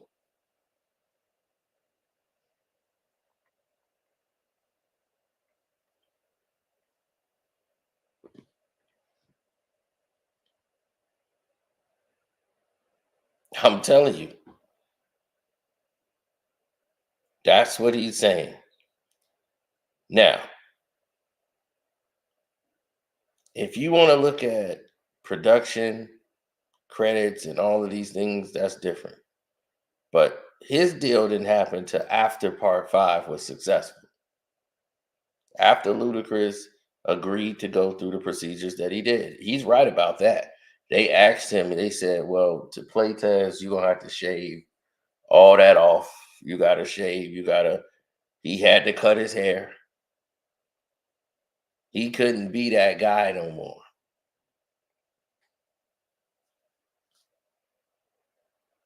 They didn't want Ludacris.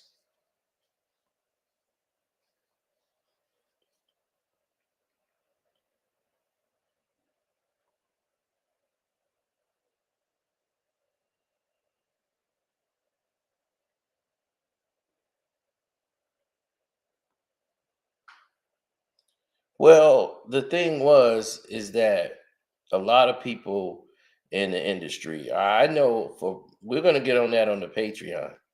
On the Patreon, there's a lot of stuff I'm leaving out, but on the Patreon, you're gonna find out why Cat Williams didn't get certain roles. There was some roles that they turned him down. That they said, "Oh well, what about Cat Williams?" It had nothing to do with him being hard to work with.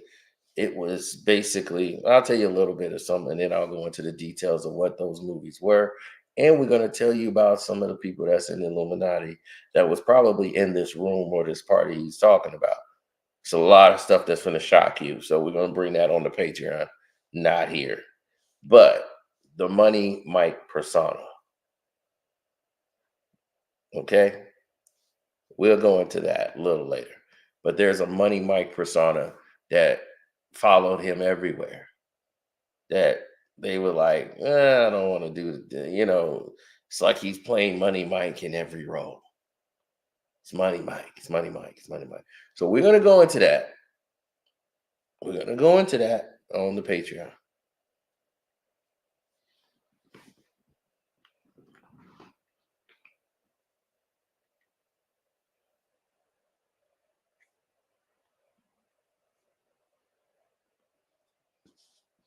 Because I'll let you know what those movies were.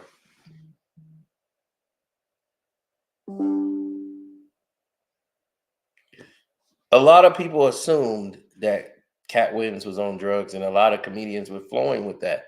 And that was starting to get into the producers' heads and on the desk. And that could hurt you in this business, especially if it isn't true. And Cat Williams could have sued all of them for slander. And because it isn't true, he's never been found guilty of any narcotic substances or anything. But once that starts going through the ears of Hollywood, you think that don't get to producers?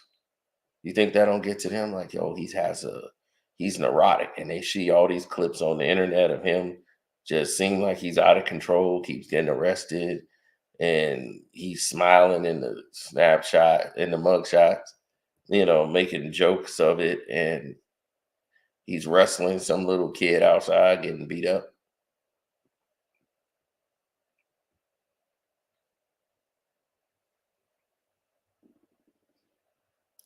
That doesn't look good.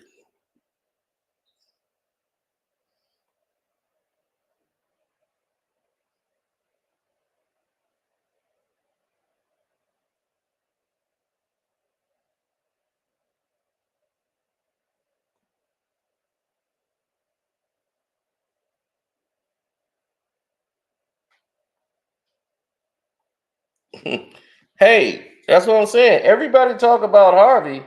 I'm gonna tell you, Harvey put you in movies. Now without Harvey, brothers are starving.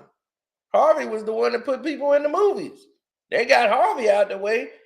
There ain't no movies. Harvey he used to finance your $10 million movie. So what if he grabbed a boob or two? Let that man grab a booby. He putting money on the table. He getting movies approved. Now you ain't eating.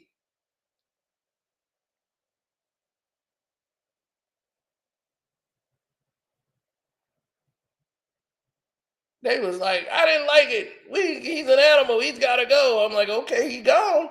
Now who finna finance your indie project?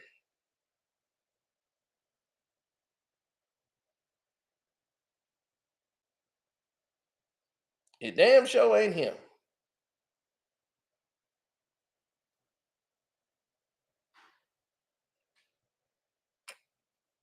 You see, white people can get a coming to age film that don't make no money and put it out.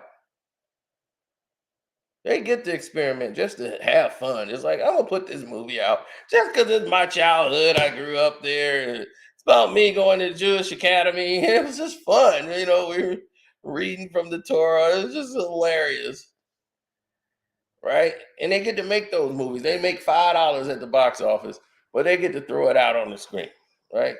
And they don't get blackballed. They get to just go and do whatever they want to do.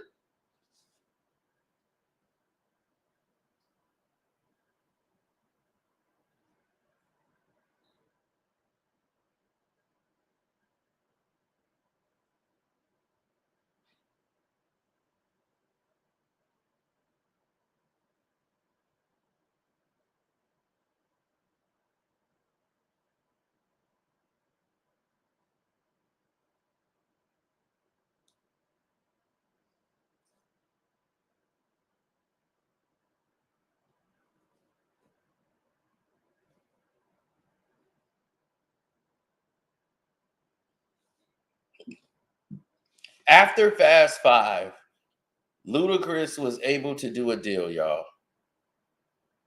Ludacris deal. It's called a passion project. Yeah, well, they got a lot of passion. Blacks don't have a chance to do a passion project. But can you imagine them asking Katt Williams? It was between Ludacris and Katt Williams. Can you imagine Katt Williams in Fast and Furious? That's not the case.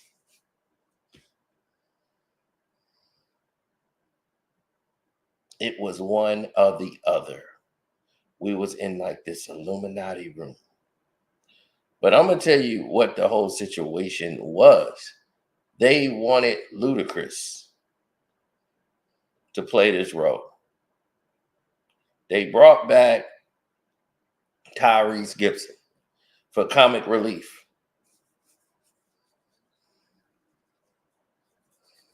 Rome became more sillier and sillier and sillier as they went on, as they basically him and Ludacris just basically was like him making fun of Tyrese and making him like the dumb one every episode was just like the running joke.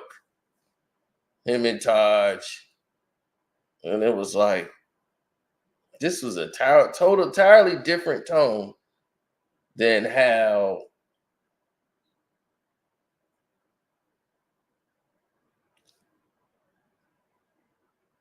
if you go back and watch part two, entirely different tone of direction from where they decided to have um Tyree's character roam. Two different ranges from the directors. Rest in peace to John Singleton, who brought Snowfall to life before he passed. I just don't think where he took the character was more of a grounded tone. Here, he was more like a cartoon character, and that has something to do with his contract he had with Universal Pictures, which Will Smith got him through the door. Now I'm going into Patreon stuff, so we're gonna have to cool out on that. But Ludacris got his deal. And why do you think his record, he did come out with an album called Ludaversal? Why do you think it was called Ludaversal? Because after all those years of not making an album, he came back with a whole album produced by Universal Music. They paid the budget for the whole album. He wanted to go back out there and make music while they was taking a break from making the Fast and Furious movies.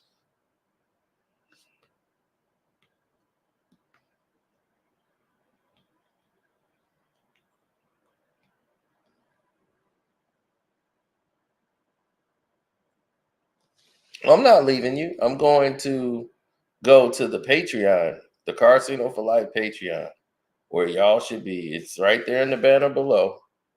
All of y'all better get over there quick, fast, and hurry and sign up for it because that's where the key details are going to be. So Katt Williams went ahead and promoted his comedy special that he has made coming up on Netflix, and that he has a 10-figure deal, 8-figure deal with Netflix.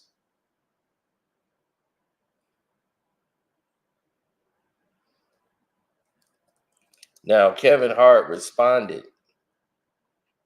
Now, why would Kevin Hart respond?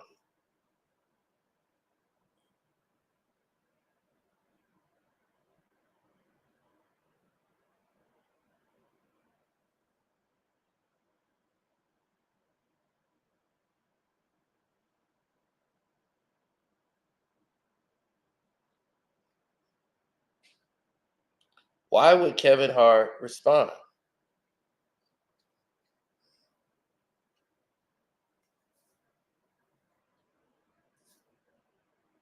I gotta redo the Taraji video. The Taraji video is explosive. And then so I gotta take that down right now. Let me take that down. So I don't want people to keep going there. And the sound is off. They messed up the sound. So let me take down that Taraji video right now on the Patreon.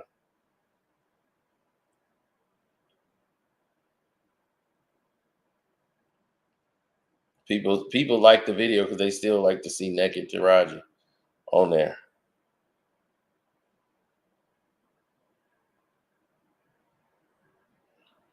Everybody's like, no sound, no sound, no sound, no sound. Don't worry. Let me take it down.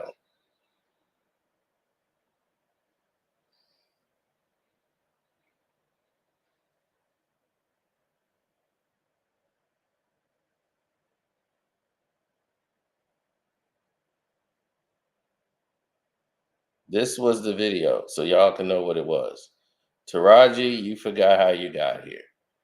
Now, this is the video where there's no sound playing. You see that? They messed up the sound. So I will redo this video. I'm going to delete it right now. Delete post. Yes. Boom. So on that same Patreon,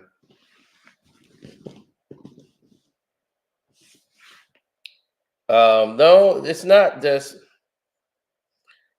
because it's true. You saying they only responded because it's true.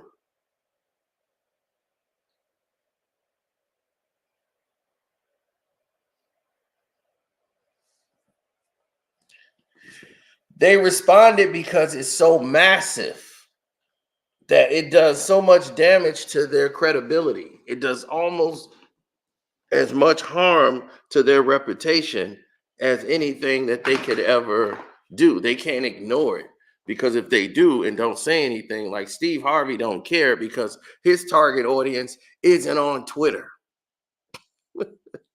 So he's not going to say anything. Steve Harvey going to keep his mouth shut because his target audience is 65-year-old white women. They ain't on Twitter.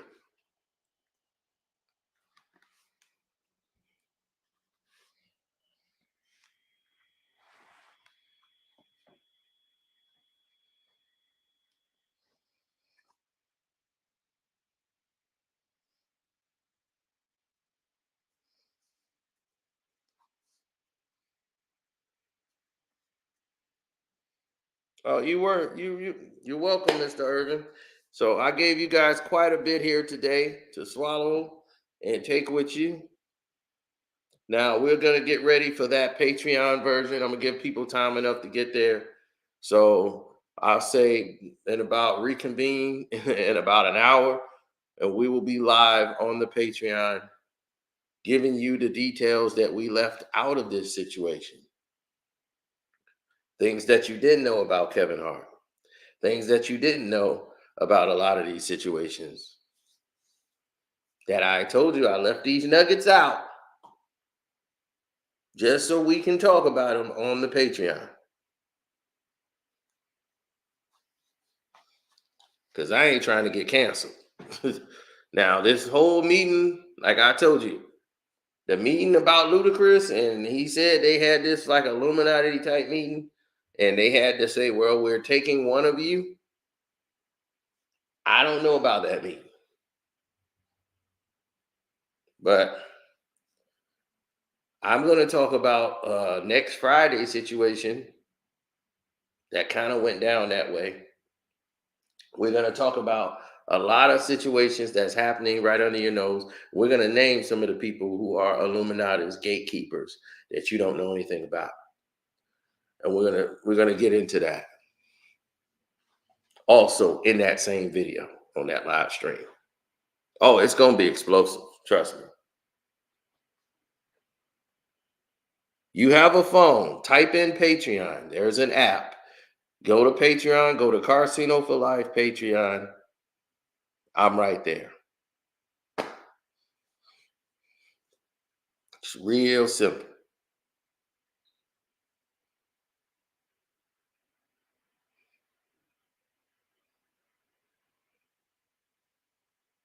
That's right. So don't forget to, all y'all here should be subscribed here. So whenever we go live, you don't miss a thing.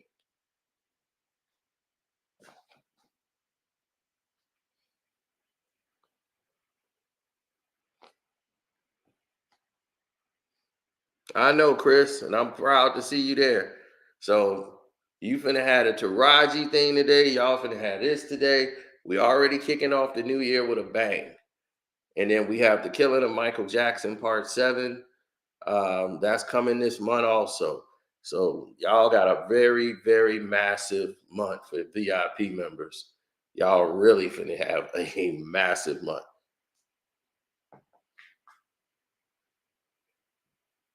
So y'all want to talk about Oprah and Harvey? What do you want to know about Oprah? What do you want to know about Oprah?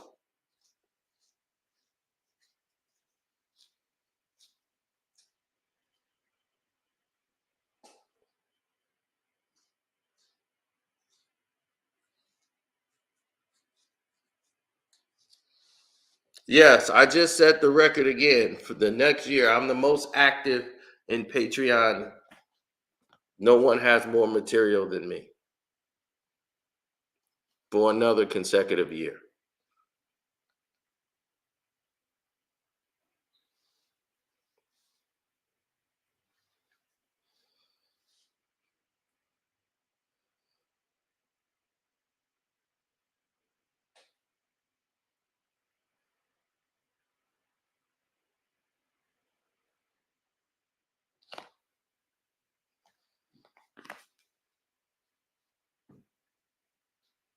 Is Bill Clinton on Epstein's list on how many times? You think Bill wasn't there? Shoot, Bill was probably the first one on the plane. You mean they probably got Bill on VHS tape, all everything? Hey man, hey everybody now. Now you sure the ladies and the girls are gonna be there, right? Okay, all right. I like a jacuzzi, and I want to sit down in the jacuzzi with him, and I want to talk to him. Hey, just call me Bubba. Shoot, Clint finna play the saxophone.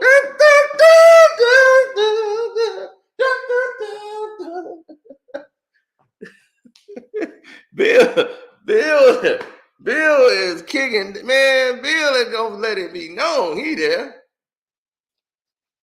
Chris Tucker was there. Bill Clinton was there. Tucker was just going to do some comedy there. He didn't know what was going on. Yeah, Chris Tucker came in there. It was a whole different party. He was on the plane like, man, shoot, they didn't tell me it was going to be all this. Man, I came to do a show. I didn't know it was going to be all these young girls. Damn. You sure about this?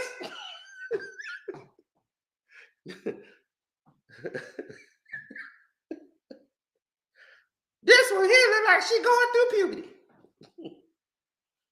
I don't understand that, man. Man, look, I know you said that it was gonna be some young girls, but I don't got no candy.